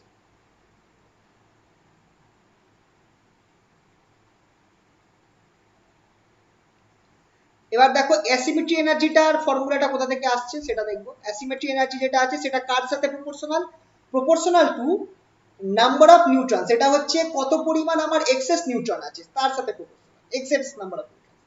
তাই অ্যাসিমেট্রি হচ্ছে n মাইনাস জেড, মানে number of neutrons minus number of protons, এইটা আমাকে অ্যাসিমেট্রিটাকে দিচ্ছে। এই দেখো n minus Z is the measure of the asymmetry. এবার হোয়াট ইজ n? nটা কি? সরি, আমরা লিখতে পারি atomic number minus number of protons, এটাই নরমালি আমার n হয়। তাহলে সেটাকে তুমি এখানটায় বসিয়ে দাও, n এর জায়গায় তুমি a মাইনাস জেড বসিয়ে দাও। তাহলে তুমি দেখো তোমার অ্যাসিমেট্রিটা কত হচ্ছে, অ্যাসিমেট্রিটা হয়ে যাচ্ছে a minus 2z, a minus 2z। তো a যেটা আছে অ্যাসিমেট্রি এনার্জি, সেটা আমার first of all proportional to a minus 2z, ঠিক আছে? আর কি, it is also proportional to the fraction of nuclear volume in which these excess neutrons are present. কত পরিমাণ, কোন ভলিউমটা, এই নিউট্রনটা যে ভলিউমের মধ্যে, ধরো এতটা পরিমাণ ভলিউম জুড়ে এই এক্সেস নিউট্রনটা রয়েছে, এই টোটাল নিউক্লিয়াসের এতটা ভলিউম জুড়ে আমার এক্সেস নিউট্রনটা রয়েছে, সেই ফ্র্যাকশন অফ ভলিউমের উপরও এই আমার অ্যাসিমেট্রিক এনার্জিটা নির্ভর করছে। সেই ফ্র্যাকশন অফ ভলিউমটা কিভাবে পাবো, খেয়াল করে দেখো, এই উপরের পার্টটা হচ্ছে নিউট্রন, এক্সেস নিউট্রনের সংখ্যাটা, উপরের পার্টটা হচ্ছে এক্সেস নিউট্রনের সংখ্যাটা বাই অ্যাটমিক মাস। কেন এটা এলো বলো তো? কারণ খেয়াল করে দেখো, আমার volume of neutron, volume of excess neutron, volume of excess neutron by volume of nucleus, volume of excess neutron by volume of nucleus. Excess নিউট্রনের ভলিউমটা কার উপর নির্ভর করবে? নাম্বার অফ নিউট্রনস এর উপর নির্ভর করবে, that is number of excess neutrons এর উপর নির্ভর করবে, that is a minus 2z এর উপর নির্ভর করবে, ঠিক কি না? নাম্বার অফ এক্সেস নিউট্রনস সেটা আমার কার উপর নির্ভর করবে? নাম্বার অফ এক্সেস নিউট্রনস যেটা আছে সেটা আমার a মাইনাস 2z এর উপর নির্ভর করবে, যেটা হচ্ছে নাম্বার অফ নিউট্রনস এর। আর ভলিউম অফ দ্য নিউক্লিয়াস সেটা আমার, এটা আমরা জানি, volume of nucleus is proportional to atomic mass, atomic mass, তাহলে সেটা আমার এর উপর নির্ভর করবে। তাহলে the fraction of volume in which this excess neutrons are present, সেটা কত হয়ে যাবে? a by a minus 2z divided by a। তাহলে এটার সাথেও আমার অ্যাসিমেট্রিক এনার্জিটা প্রপোর্শনাল, আর শুধু আমার a মাইনাস 2z এর সাথেও প্রপোর্শনাল। তাহলে দুটোকে গুণ করে লেখো, তাহলে ea যেটা আছে সেটা প্রপোর্শনাল টু আমার a minus 2z, a minus 2z into a minus 2z by a। তাহলে আলটিমেটলি এটা কত হচ্ছে দেখে নাও, a minus 2z, a minus 2z whole square by a। সেখান থেকে আমার অ্যাসিমেট্রি এনার্জি টার্মটা আসছে। ক্লিয়ার? ঠিক আছে, এরকম ভাবে এখান থেকে যদি এখান থেকে ছোট প্রশ্ন আসতে পারে, পার্টিকুলার একটা টার্মকে হয়তো তোমায় ডিফাইন করতে বললো, অর এলস তোমাকে কি আসতে পারে, পুরো ফর্মুলাটাকে লিখে পুরো ফর্মুলাটাকে ডিফাইন করো, যেটা আগের বার এসেছি। তো এলে তো যাই হোক, এটা এখান থেকে লিখে দিতে পারবে। পেয়ারিং এনার্জি, লাস্ট টার্ম যেটা আছে পেয়ারিং এনার্জি। পেয়ারিং এনার্জিটা কেন আসছে? পেয়ারিং এনার্জিটা আসছে, এই জিনিসটা দেখা গেছিল। এবার দেখো, এই জিনিসটা ভালোভাবে এই সমস্যাটাকে সমাধান করেছিল তোমার এই কি বলে সেল মডেল, এই সমস্যাটা সমাধান করতে পেরেছিল। কিন্তু এইটাকে উপর সেই সময় যখন লিকুইড ড্রপ মডেলটা দেখা গেছিল, তখনও কিন্তু ওরা এই জিনিসটা খেয়াল করেছিল যে যখন আমার ইভেন নাম্বার অফ প্রোটনস রয়েছে আর ইভেন নাম্বার অফ নিউট্রনস রয়েছে, সেইগুলো বেশি স্টেবল, এই জিনিসটা দেখা গেছিল। আর সব থেকে কম স্টেবল কখন থাকছে? সব থেকে কম স্টেবল থাকছে যখন আমার অড নাম্বার অফ প্রোটনস থাকছে আর অড নাম্বার অফ নিউট্রনস থাকছে, সেইগুলো সব থেকে কম স্টেবল থাকছে, অড নাম্বার অফ প্রোটনস আর অড নাম্বার অফ। আর যদি আমার ইভেন নাম্বার অফ প্রোটনস আর অড নাম্বার অফ নিউট্রনস থাকে, বা odd number of protons even number of neutrons থাকে, তাদের স্টেবিলিটিটা ইন বিটুইন থাকে, এই জিনিসটা দেখা গেছিল।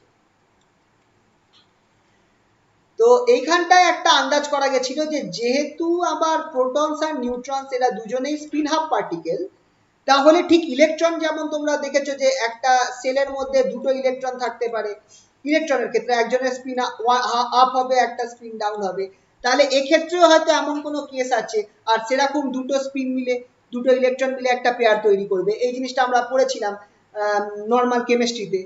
তো সেরকম কেস হতে পারে, হয়তো এই নিউট্রনস আর প্রোটনস যার মধ্যেও রয়েছে, তারাও হয়তো দুজন মিলে with parallel and anti parallel spin, তারাও হয়তো একটা স্টেবল কনফিগারেশন তৈরি করছে। তাই জন্য যখন আমার ইভেন নাম্বার অফ নিউট্রনস থাকছে আর ইভেন নাম্বার অফ প্রোটনস থাকছে, তখন আমার স্টেবিলিটিটা বেশি থাকছে, কারণ সবাই একে অপরের সাথে পেয়ারিং করে একটা স্টেবল কনফিগারেশন তৈরি করছে।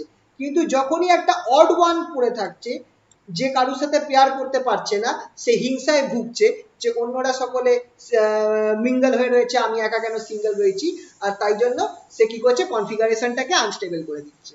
তো এইটা হয়ে গেছে সমস্যা অফ পেয়ারিং এনার্জি।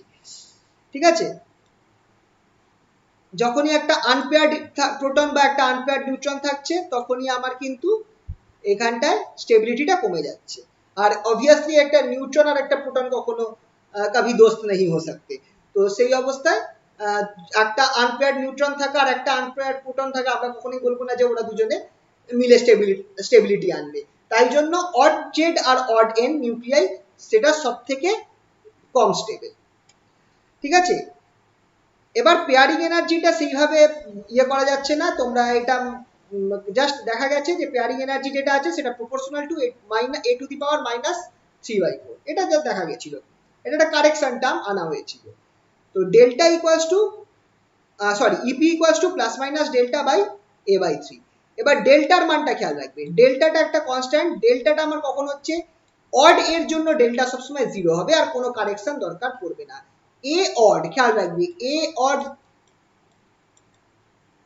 অড কখন হবে বলতো?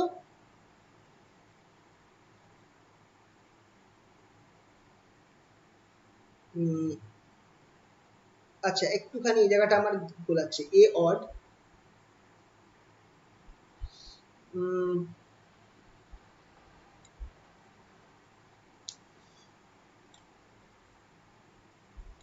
নিউট্রন সংখ্যা যদি অড হয়, হ্যাঁ হ্যাঁ হ্যাঁ হ্যাঁ ঠিকই আছে।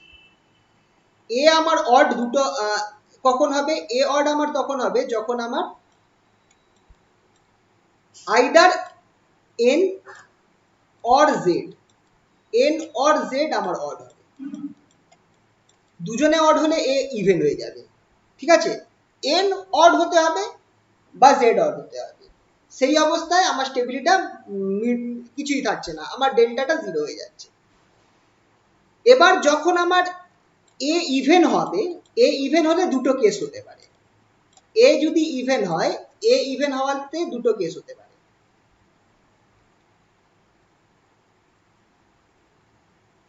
এই কেসটা তোমাদের দেখাচ্ছি, দুটো কেস হতে পারে,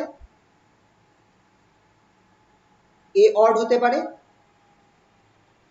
অড ইভেন ইভেন।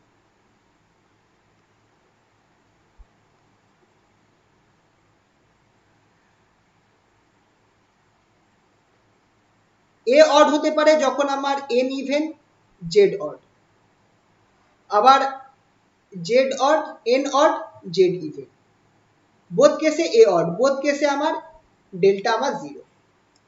আর এ ইভেন দুটো কেসে হতে পারে, ফার্স্ট কেস হচ্ছে আমার এন আর জেড দুজনেই অড রয়েছে। এবার একটুখানি খেয়াল করে বলো তো যে যখন আমার দুজনেই অড থাকবে তখন আমার স্টেবিলিটি বেশি হবে না কম হবে? বেশি হয়ে যাবে, কারণ স্টেবিলিটি কম হবে, দুটো অড থাকলে আনস্টেবল হয়ে যাবে, স্টেবিলিটি কমে যাবে, আনস্টেবল হবে, স্টেবিলিটি কমবে, স্টেবিলিটি কমে যাবে, ডেল্টাটা হয়ে যাবে মাইনাস ডেল্টা। বললাম না যে যদি বুঝলাম না স্যার।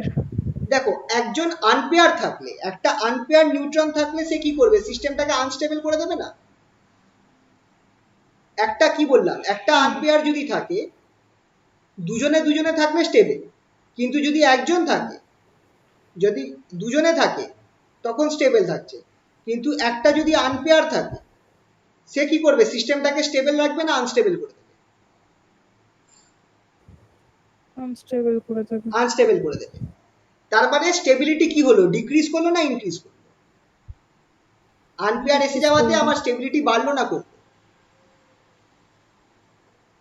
কমে যাবে, ডিক্রিজ করবে। তাই জন্য মাইনাস ডেল্টা। খেয়াল করে দেখো স্টেবিলিটি তো বাইন্ডিং এনার্জি থেকে আসে, তো মাইনাস ডেল্টা হওয়া মানে কি, স্টেবিলিটি ডিক্রিজ করলো, বাইন্ডিং এনার্জি ডিক্রিজ করলো। ফর্মুলাটায় এখানটায় তখন ডেল্টার এখানে দেখো প্লাস মাইনাস দেওয়া আছে, তখন মাইনাস হয়ে যাবে।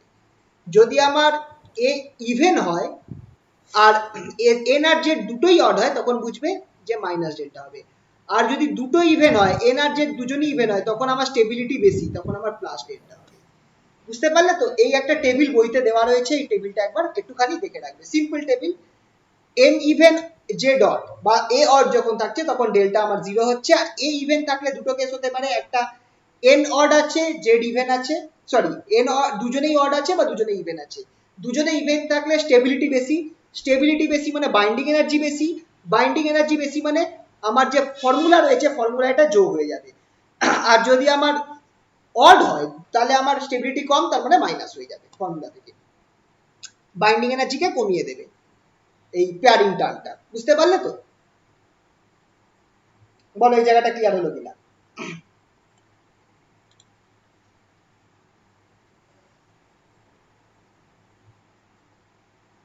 হ্যাঁ স্যার। ঠিক আছে, তো এইটা ছিল আমার বাইন্ডিং এনার্জি ফর্মুলা। তুমি এর সাথে তুমি একটা এ দিয়ে ভাগ দিয়ে দিতে পারো, তাহলে তুমি পেয়ে যাবে এটা হচ্ছে বাইন্ডিং এনার্জি পার নিউক্লিয়ন, তার ফর্মুলাটা এরকম এরকম ফর্ম নেবে। এইটা হচ্ছে আমার অ্যাকচুয়াল ফর্মুলা, বেথ-ওয়াইজাকার বা সেমি এম্পিরিক্যাল মাস ফর্মুলা, যেটা বাইন্ডিং এনার্জির টার্মে রয়েছে।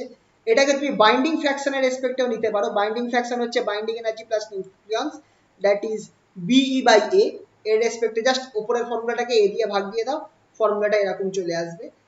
আর এটাকে তুমি মাসের রেসপেক্টেও তুমি লিখতে পারো। কিভাবে লিখতে পারো মাসের রেসপেক্টে? মাস কি আমরা জানি, একটা অ্যাটমের মাসের ফর্মুলা, অ্যাটমের ফর্মুলা খেয়াল রাখবে, z into mass of proton plus এই যে a মাইনাস জেড হচ্ছে n অ্যাকচুয়ালি, তাহলে n into mass of neutron minus binding energy. Binding energy minus হয়ে যায় যখন একটা অ্যাটমের মাস হয়। অ্যাটমের মাসটা কি হয় তোমার, মাস অফ প্রোটন, সেই অ্যাটম যতগুলো প্রোটন দিয়ে তৈরি আছে তাদের mass, total mass of all proton plus total mass of all neutrons minus যে binding energy by C square, তাহলে এটা আমার মাস টার্মে চলে আসবে। Binding energy by C square, তাহলে এটা আমার মাস টার্মে চলে আসবে। এইটা আমার এম এম একটা অ্যাটমের মাসের ফর্মুলা। ব্যাস, এখানটায় তুমি বাইন্ডিং এনার্জির ফর্মুলাটা বসিয়ে দাও, বেথ-ওয়াইজাকার ফর্মুলাটা বসিয়ে দাও। তোমার এইভাবে তুমি একটা অ্যাটমের মাসের রেসপেক্টেও তুমি এই ফর্মুলাটাকে ডিনোট করতে পারবে। ঠিক আছে তো? দেখে রাখো, M A Z equals to Z MP plus A minus Z M N, M N হচ্ছে মাস অফ নিউট্রনস, এমপি হচ্ছে mass of proton, minus 1/c square, এইটা এনার্জিটাকে মাসে কনভার্ট করার জন্য করা হচ্ছে, binding energy by C square. এইখানে দেখো বাইন্ডিং এনার্জির ফর্মুলাটা এভিএ মানে volume energy term, surface energy term, coulomb energy term, asymmetric energy term, আর লাস্টেরটা পেয়ারিং এনার্জি টার্ম। ঠিক আছে তো? এইটা হচ্ছে ফর্মুলা। আচ্ছা, এই পার্টটা আসে না, সেভাবে আসে না, তাও একটু দেখে রাখো সেমি এম্পিরিক্যাল মাস ফর্মুলার অ্যাপ্লিকেশন কি আছে। সেমি এম্পিরিক্যাল মাস ফর্মুলার অ্যাপ্লিকেশন কি আছে? মাস প্যারাবোলা। ধরো একটা অ্যাটম রয়েছে যার মাস হচ্ছে m a, z, ঠিক আছে, তার অ্যাটমিক নাম্বার z, মাস নাম্বার হচ্ছে a, এটা একটা কোনো অ্যাটমের আইসোটোপ। তাহলে একটু আগে আমি যে ফর্মুলাটা ডিসকাস করলাম সেই ফর্মুলা অনুযায়ী এটাকে আমরা এইভাবে লিখতে পারি। এখানটায় আমি 1/c স্কোয়ারটা দিইনি, কারণ আমি এখানটায় মাসগুলোকে, এখানটায় আমি 1/c স্কোয়ারটা কেন দিইনি, আমি এখানটায় মাসগুলোকে এনার্জি টার্মসে আমি লিখেছি, মাসগুলোকে আমি এনার্জি টার্মসে নিয়েছি। মাসকে আমরা এনার্জি টার্মসে লিখতে পারি, কোনো একটা মাসকে তার actual mass into c square ফর্মে লিখলে সেটা আমার হয়ে যাবে মাস ইন এনার্জি টার্মস। তো এখানটায় মাসগুলোকে এনার্জি টার্মে নেওয়া হয়েছে, তাই জন্য আমি বাই সি স্কোয়ার করিনি এখানটায়। ঠিক আছে তো? খেয়াল রাখবে, মাসগুলোকে এখানটায় এনার্জি টার্মে নেওয়া হয়েছে। এবার এখানে আরেকটা জিনিস কারেকশন করা হয়েছে, সেখানটায় কি হয়েছে দেখো, এই ফর্মুলাটার মধ্যে আমার ডেল্টা টার্ম যেটা আছে সেটাকে আমরা বাদ রেখেছি, আর Z into Z minus one যেটা আছে এই টার্মটা, Z into Z minus one টার্মটাকে আমি জেড স্কোয়ার করেছি। এইটুকুনি ডিফারেন্স আমি এই ফর্মুলাটাতে ইউজ করেছি। ঠিক আছে তো? এটা আমি একটা প্যারাবোলা আঁকার জন্য আমি এই ফর্মুলাটা আমি এইভাবে একটু সাজিয়ে নিলাম যাতে একটা প্যারাবোলা আঁকতে পারি। এখানটায় অবভিয়াসলি প্রত্যেক মাসগুলোকে এনার্জি টার্মসে লেখা হয়েছে, মানে মাস ইন্টু সি স্কোয়ার এই ফর্ম। এবার যদি আমি নতুন কিছু কোয়ান্টিটি ইন্ট্রোডিউস করি, এমন ধরো তিনটে কোয়ান্টিটি নেওয়া হয়েছে, এফ এ একটা কোয়ান্টিটি, এইটা হচ্ছে কোয়ান্টিটিটা, পি একটা কোয়ান্টিটি আর কিউ একটা কোয়ান্টিটি, এরকম তিনটে কোয়ান্টিটি ধরা হয়েছে, ইন্ট্রোডিউস করা হয়েছে নতুন কোয়ান্টিটি। সাচ দ্যাট এটা এই ফর্মুলা মাইনে চলবে। তখন দেখা যাচ্ছে তুমি এই ফর্মুলাটাকে কিভাবে লিখতে পারো in terms of F A P আর কিউ। এই ফর্মুলাটা আমার এই ফর্মটা নিয়ে নিচ্ছে। দেখো উপরের ফর্মুলাটা যখন তুমি এই এফ পি আর কিউ যাদের এই টার্মস গুলো রয়েছে এইগুলোকে ইন্ট্রোডিউস করলে তখন তুমি যে ওপরের যে মাসের যে ফর্মুলাটা যেটা আমি লিখেছিলাম এই ফর্মুলাটাকে আমরা এইভাবে লিখতে পারবো। কি আছে দেখো, MAZ equals to FA plus PZ plus QZ square। এবার এই ইকুয়েশনটা কাকে সিগনিফাই করছে? y square equals to 4ax type equation হয়ে গেল। মানে একটা কোয়ান্টিটি x রয়েছে, অন্যজনের y স্কয়ার রয়েছে। এই ইকুয়েশনটা কাকে রিপ্রেজেন্ট করে? প্যারাবোলাকে রিপ্রেজেন্ট করে। এখানটায় খেয়াল করে দেখো, এখানটায় একটা মাস টার্ম আছে আর এখানে একটা জেড স্কয়ার টার্ম রয়েছে। জেডও আছে কিন্তু আমরা মেইনলি এই স্কয়ার টার্মটাকে ধরবো। তো এই ইকুয়েশনটা একটা প্যারাবোলার ইকুয়েশনকে রিপ্রেজেন্ট করছে ফর এ গিভেন এ। একটা পার্টিকুলার এর জন্য, পার্টিকুলার মাস নাম্বারের জন্য আমি কি পাচ্ছি? একটা প্যারাবোলা পাচ্ছি। এই ইকুয়েশনটাই আমার রিপ্রেজেন্ট করছে মাস প্যারাবোলাকে। এই যে মাসের যে ইকুয়েশনটা পেলাম এটাই আমার রিপ্রেজেন্ট করছে মাস প্যারাবোলা। এবার লোয়েস্ট পয়েন্ট, এই মাস প্যারাবোলার লোয়েস্ট পয়েন্টটা হবে অ্যাটমিক নাম্বার। আচ্ছা খেয়াল রাখবে, এইটাকে আমি যে গ্রাফটা প্লট করব প্যারাবোলার, এই গ্রাফটা আমি প্লট করব মাস ভার্সেস অ্যাটমিক নাম্বার জেড এর রেসপেক্টে প্লট করব, বা বাইন্ডিং এনার্জি রেসপেক্টেও আমি প্লট করতে পারি। নরমালি বাইন্ডিং এনার্জি রেসপেক্টে প্লট করা হয় আর এটা আমার এরকম একটা প্যারাবোলিক ছবি দেবে। ঠিক আছে? তো এটা একটা ডায়াগ্রাম আছে, পরের পেজে দেখাচ্ছি। বাইন্ডিং এনার্জিটা নিচের দিকে প্লট করা হয়, মানে নিচের দিকে বাড়ছে, উপরের দিকে কমছে, নিচের দিকে বাড়ছে। আর জেড অ্যালং জেড অ্যাক্সিস, মানে এক্স অ্যাক্সিস বরাবর জেড ধরা হয়, ক্যাপিটাল জেড, যেটা হচ্ছে আমার অ্যাটমিক নাম্বার। তো সেখান থেকে আমি যে পাবো সেটা একটা এরকম প্যারাবোলা দেয়। এই যে প্যারাবোলা যেটা আছে এটা লোয়েস্ট পয়েন্টটা হচ্ছে এই পয়েন্টটা, that is Z equals two A point. Z equals two A point, যেটার জন্য আমার বাইন্ডিং এনার্জিটা লোয়েস্ট হয়, যেটার জন্য আমার বাইন্ডিং এনার্জিটা আমার লোয়েস্ট পয়েন্ট, মানে বাইন্ডিং এনার্জিটা এখানে হিসাব মতো ম্যাক্সিমাম বলতে পারো। ঠিক আছে? যেটা সব থেকে, হ্যাঁ ম্যাক্সিমাম, যেটা সব থেকে বেশি স্টেবল হবে এই পয়েন্টে, কারণ বাইন্ডিং এনার্জি নিচের দিকে বাড়ছে।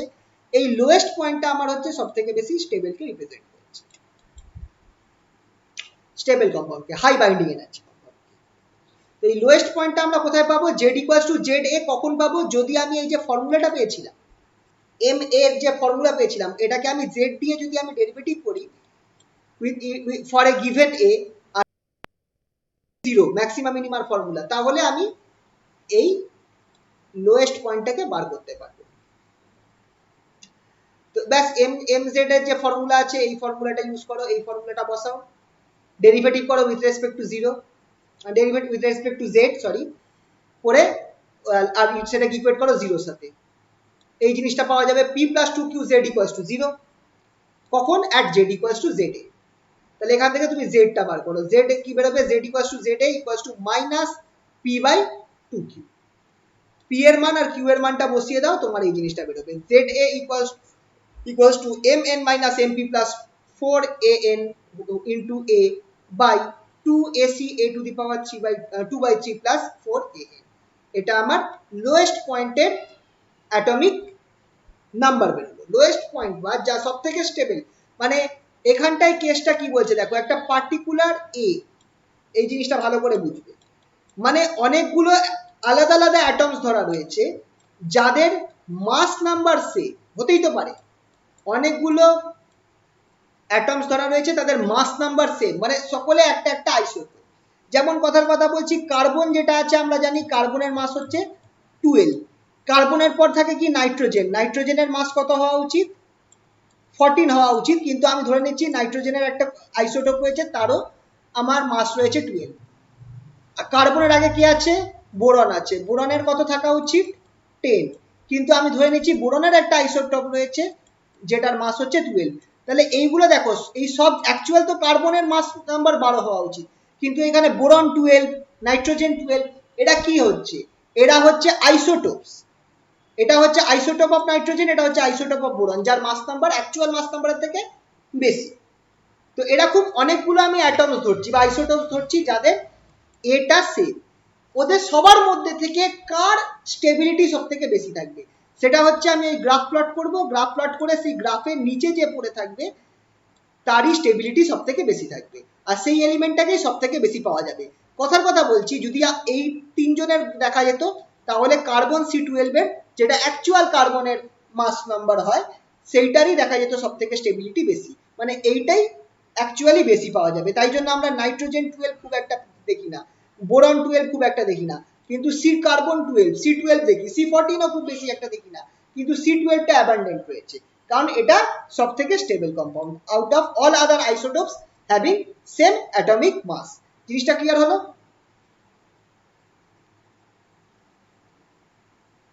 হ্যালো, কানেকশন আছে? স্যার এগুলো আইসোবার না স্যার? হ্যাঁ হ্যাঁ হ্যাঁ, আইসোবার, সরি আইসোটোপস বলছিলাম, isobar same mass number, isobar atomic number same হলে তো আইসোটোপ হয়, আইসোবার হবে, সরি ভুল হয়ে গেছিল।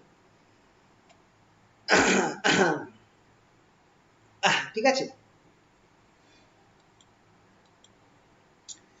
আচ্ছা তাহলে এবার যদি আমি জেড এর মানটা পেয়ে গিয়ে থাকি, জেড এর মানটা পেয়ে গিয়ে থাকি বা এই মানটা অ্যাকচুয়ালি অ্যাপ্লাই করব, এইটাকে আমি কি করব, এই ফর্মুলায় বসিয়ে বসিয়ে দাও,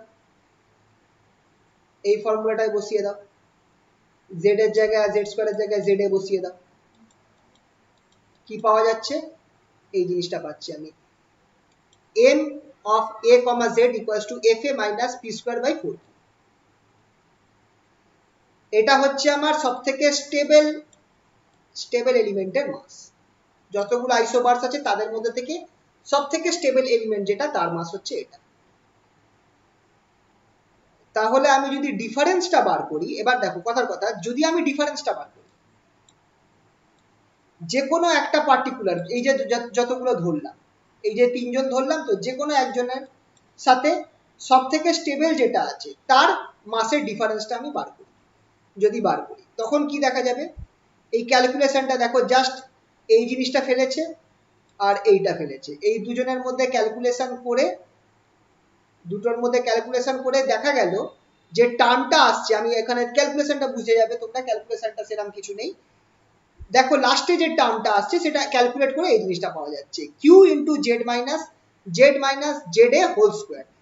এই যে হোল স্কোয়ার থাকা মানে কি, এই কোয়ান্টিটিটা একটা পজিটিভ কোয়ান্টিটি, তার মানে কি বোঝা যাচ্ছে দেখো, তার মানে বোঝা যাচ্ছে এই যে আমি ওই যে আইসোবার গুলো আমি ধরেছি, আইসোবারের সাথে তুমি যদি সব থেকে স্টেবল আইসোবার যেটা রয়েছে, সব থেকে স্টেবল আইসোবারটাকে তুমি যদি মাইনাস করো, তার মাসটাকে মাইনাস করো, তখন তুমি সবসময় কি পাবে, তুমি সবসময় এই মাইনাসের রেজাল্টটা পজিটিভ পাবে। তার মানে কি বোঝা যাচ্ছে, সব থেকে স্টেবল আইসোবার যেটা রয়েছে তার মাসটা, মাস বলতে কিন্তু এখানে এ ধরবো না, এ সকলের সেম রয়েছে, দেখো এ সবার সেম হতে পারে কিন্তু অ্যাকচুয়াল মাসটা কি, অ্যাকচুয়াল মাসটা তো আলাদা না, অর্থাৎ সেটাই তো মাস ডিফেক্ট বলে। মাস ডিফেক্ট কাকে বলে খেয়াল করে দেখো, মাস ডিফেক্ট যেটা হচ্ছে সেটা হচ্ছে actual mass by A, actual mass by A, atomic মাসটা আমার একটা হোল রাউন্ড ফিগার দেয়, অ্যাকচুয়াল মাসটা যেমন ধরো কথার কথা কার্বনের মাস হচ্ছে, মাস নাম্বার হচ্ছে 12, কিন্তু কার্বনের মাস কি একদম 12.00 সামথিং কিছু একটা হবে, 6 সামথিং, কথার কথা বলছি, এরকম কিছু একটা হবে।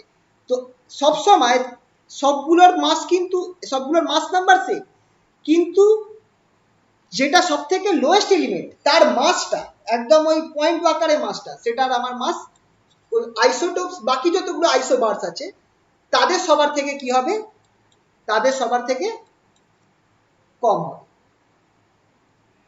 বুঝতে পারলে তো, কারণ আমার এই পার্টটা পজিটিভ দিচ্ছে, বুঝতে পারলে কিনা দেখো, যতগুলো আছে এই প্যারাবোলার মধ্যে যতগুলো পড়ছে, ধরো বোরন পড়ছে, কথার কথা বলছি, বোরন পড়ছে, বোরন 12 পড়ছে, নাইট্রোজেন 12 পড়ছে, নাইট্রোজেন 12 পড়ছে, আর আমার এখানটায় সব থেকে নিচে কার্বন 12 রয়েছে, কার্বনের মাসটা সবার থেকে এটার থেকেও কম হবে, আবার এটার থেকেও কম হবে। বুঝতে পারলে, যতগুলো আইসোবার রয়েছে সবার থেকে আমার কার্বন যেটা আছে, যেটা সব থেকে স্টেবল কম্পাউন্ড, তার মাসটা কম হবে।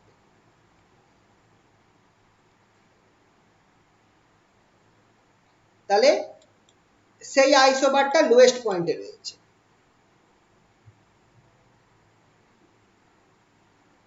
এবার এই দেখো MAZ, এটার যেহেতু ভ্যালুটা সব থেকে কম, MAZ যেটা বললাম এর মাসটা যেহেতু সব থেকে কম,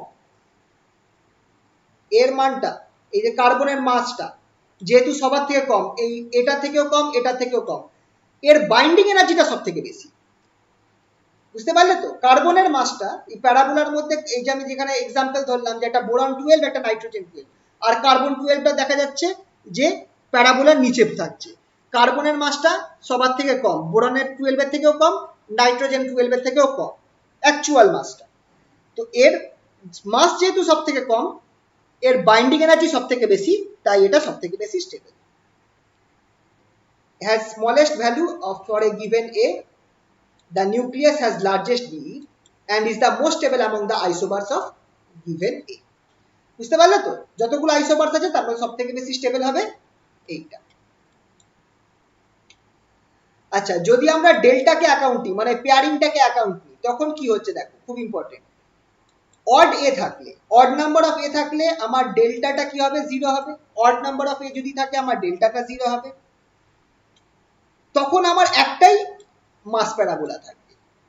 কিন্তু ইভেন নাম্বার অফ এ থাকার জন্য, যদি ইভেন নাম্বার অফ এ থাকে তখন দুটো কেস হতে পারে, একটা ইভেন জেড থাকবে আর একটা অড জেড থাকবে। মানে অড জেড ইভেন জেড, দেখো দুটো কেসেই আমি ইভেন এ বলেছি, তার মানে either even Z even N থাকবে, যেটা আমার স্টেবিলিটি বেশি, আর একটা আছে অড জেড অড এন, যেটা আমার আনস্টেবল। দুটো কেস হতে পারে যখন আমার অ্যাটমিক মাসটা অড হবে, অ্যাটমিক মাস নাম্বার যেটা, সেটা যখন অড হবে।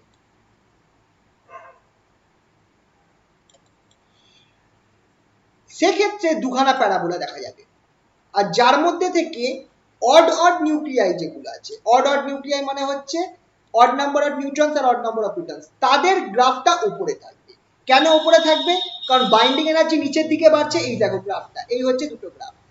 এইটা দেখো অড নাম্বার অফ এর গ্রাফ, একটাই প্যারাবোলা আছে। এই সকলে জিঙ্ক আছে, গ্যালিয়াম আছে, জার্মেনিয়াম আছে, আর্সেনিক আছে আর সেলিনিয়াম আছে। এরা সকলেই দেখো আমার রাইট হ্যান্ড সাইড দিকে আমার কি হচ্ছে? জেড বাড়ছে, অ্যাটমিক নাম্বার বাড়ছে, আর বাইন্ডিং এনার্জি নিচের দিকে বাড়ছে, মানে যত আমার গ্যালিয়ামের বাইন্ডিং এনার্জি সব থেকে বেশি। ঠিক আছে, গ্যালিয়ামের বাইন্ডিং এনার্জি সব থেকে বেশি। তো যত উপরে যাব আমার বাইন্ডিং এনার্জি কমবে, মানে আনস্টেবল হবে। এইটা হচ্ছে আমার মাস প্যারাবোলাটা। ঠিক আছে, এটা হচ্ছে অড এর জন্য। আর ইভেন যখন এ থাকবে, যখন ধরো একটা এক্সাম্পল দেওয়া হচ্ছে 64, এক্ষেত্রে দেখো দুটো প্যারাবোলা, বা বইতে দেখবে দেওয়া রয়েছে দুটো প্যারাবোলা রয়েছে, একটা কোবাল্ট রয়েছে, কপার রয়েছে, গ্যালিয়াম রয়েছে, জিঙ্ক রয়েছে, নিকেল রয়েছে। এবার নিকেল আর জিঙ্ক এরা আমার ইভেন ইভেন নিউক্লিয়ার মধ্যে পড়ছে। ইভেন ইভেন মানে even number of neutrons even number of protons, তাই জন্য এরা বেশি স্টেবল। আর ওপরের প্যারাবোলা যেটা আছে কোবাল্ট, কপার আর গ্যালিয়াম, এরা আমার অড অড নিউক্লিয়াই, মানে অড নাম্বার অফ নিউট্রনস আর অড নাম্বার অফ প্রোটনসের যে আন্ডারে পড়ছে আর কি। এবার এইগুলোর ক্ষেত্রে খেয়াল করে দেখো আমার অড যেগুলো আছে সেইগুলো আমার ওপরে রয়েছে, তার মানে তাদের স্টেবিলিটি কম। আর ইভেন ইভেনটা আরো নিচে রয়েছে, তার মানে বাইন্ডিং এনার্জি নিচের দিকে বাড়ছে, মানে এদের এনার্জি বাইন্ডিং এনার্জি বেশি, স্টেবিলিটিও বেশি।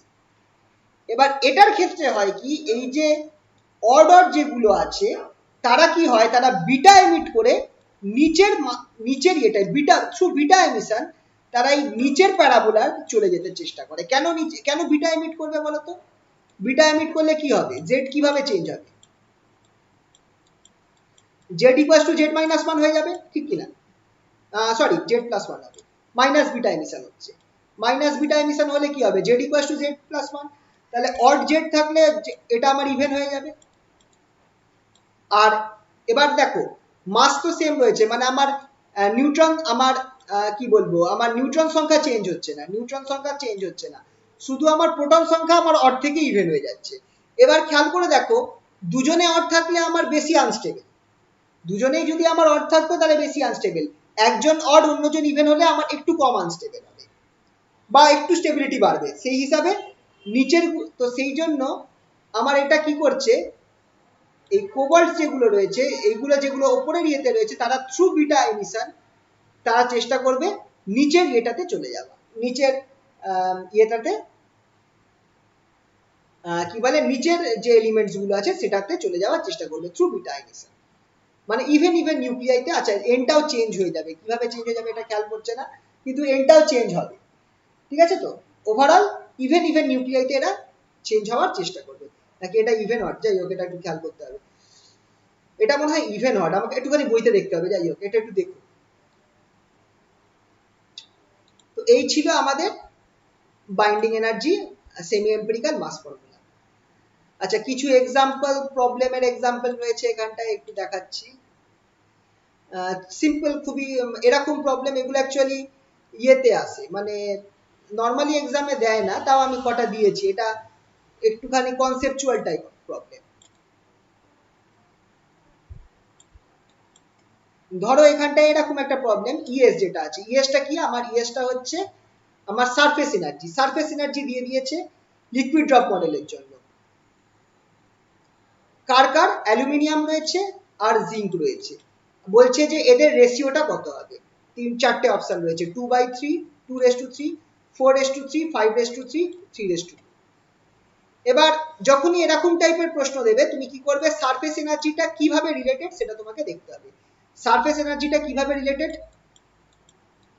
সারফেস এনার্জিটা অ্যাটমিক নাম্বারের সাথে, অ্যাটমিক মাসের সাথে কিভাবে রিলেটেড, আর স্কোয়ারের সাথে রিলেটেড, আর স্কোয়ারের সাথে রেডিয়াস স্কোয়ারের সাথে রিলেটেড, তার মানে a টু দি পাওয়ার 2/3 এর সাথে রিলেটেড। খেয়াল করে দেখো, a টু দি পাওয়ার 2/3। তাহলে তুমি যদি এখানটায় দেখো অ্যালুমিনিয়ামের 27, জেড এর 64, অ্যালুমিনিয়ামের 27, জেড এর 64, অ্যালুমিনিয়াম আর আর কি ছিল, জিঙ্ক।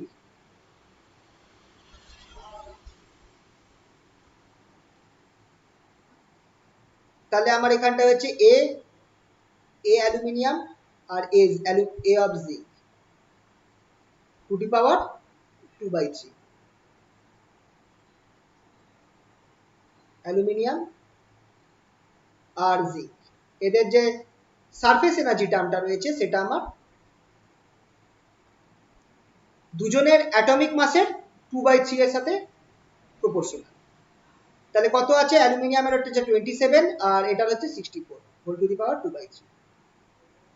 আচ্ছা 27 কে আমি কি লিখতে পারি, 3 আর এটা 4, 3/4, এটা হোল কিউব ইন্টু 2/3,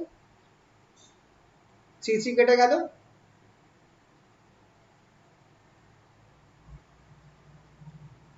3 কাটছে, তাহলে আমার কি পড়ে থাকছে, 3/4 স্কোয়ার থাকছে।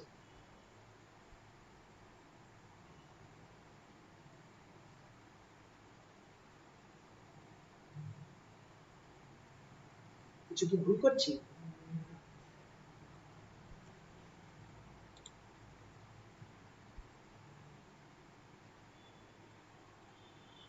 ও সরি, এখানটা এই জায়গাটায় এনার্জি পার নিউক্লিয়াস বলেছে, এই জায়গাটা আমি মিস করেছি, পার নিউক্লিয়াস রয়েছে, তাহলে সেটার সাথে তোমাকে আবার এ দিয়ে ভাগ দিতে হবে। আচ্ছা এখানে একটু ভুল হয়ে গেছিল, পার নিউক্লিয়াস বলে দিয়েছে, এই জায়গাটা খেয়াল রাখতে হবে, সারফেস এনার্জি পার নিউক্লিয়াস। তাহলে তোমাকে সারফেস এনার্জি সেটা a টু দি পাওয়ার 2/3 সাথে প্রপোর্শনাল টু, যদি পার নিউক্লিয়ান হয় তাহলে তার সাথে তোমাকে আবার a দিয়ে তোমায় ভাগ দিতে হবে, মাস নাম্বার দিয়ে ভাগ দিতে হবে, কারণ মাস নাম্বার হচ্ছে নাম্বার অফ নিউক্লিয়াস। তাহলে এটা আমার হয়ে যাবে a টু দি পাওয়ার -1/3, হ্যাঁ -1/3। এবার just 27/64 whole to the power -1/3 করো, অ্যান্সারটা বেরোবে দেখো 4:3, এটা হচ্ছে অ্যান্সার। এইভাবে তোমাকে একটু দেখে নিতে হবে, জিনিসটা বুঝতে পারলে তো কিভাবে করতে হবে। এখানটায় পার নিউক্লিয়াস বলেছে বাই, তাই জন্য তোমাকে কি করতে হয়েছে, এখান থেকে এ একটা ভাগ দিতে হয়েছে, যেহেতু সারফেস এনার্জি পার নিউক্লিয়াস বলা রয়েছে। যদি শুধু সারফেস এনার্জি বলা থাকতো তাহলে আমরা এইভাবে করতে পারতাম, শুধু সারফেস এনার্জি বলা থাকলে তাহলে আমার কি হতো, 9:16 হতো, যদি শুধু সারফেস এনার্জি বলা থাকতো তাহলে 9:16 আসতো, বা 3:4 ও লেখা যায়, স্কোয়ারটাকে আমরা যদি না ধরি।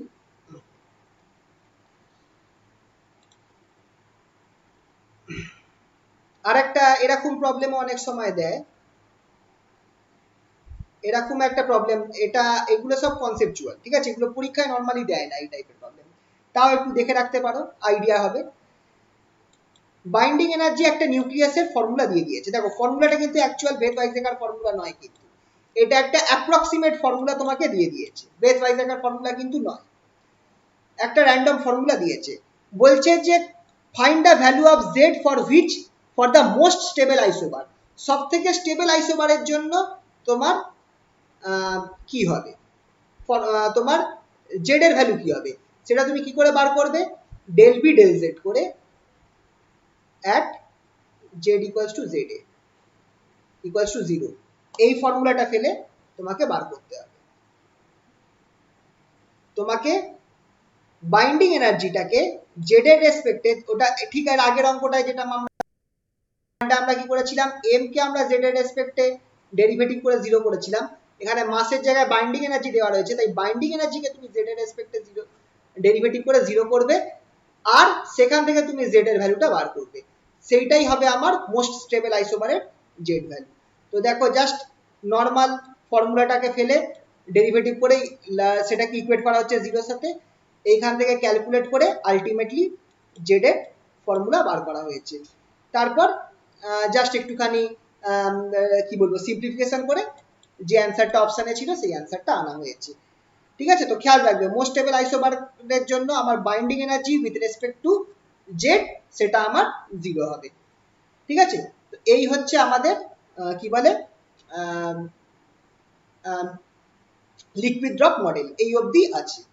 আচ্ছা, এবার তোমাদেরকে একটু বলে রাখছি, সেল মডেল যেটা আছে সেটা আমি আর এই মোমেন্টে পড়াতে পারছি না, বইতে একটু দেখো, আমি পারলে বইয়ের থেকে ওই পিডিএফও করে দেব, মাত্র 3টে পেজ রয়েছে, 3টে পেজ মাত্র রয়েছে, পার্টিকুলারলি এখান থেকে খুব বেশি দেয় না, নর্মালি লিকুইড ড্রপ মডেলই আসে, এখন তো মার্কস আরো কমে গেছে তো এমনিও দেবে না, তাও যদি দেয় খুব বেশি হলে স্যালিন্ট ফিচার্স গুলো দিতে পারে, সাকসেস অ্যান্ড লিমিটেশন দিতে পারে,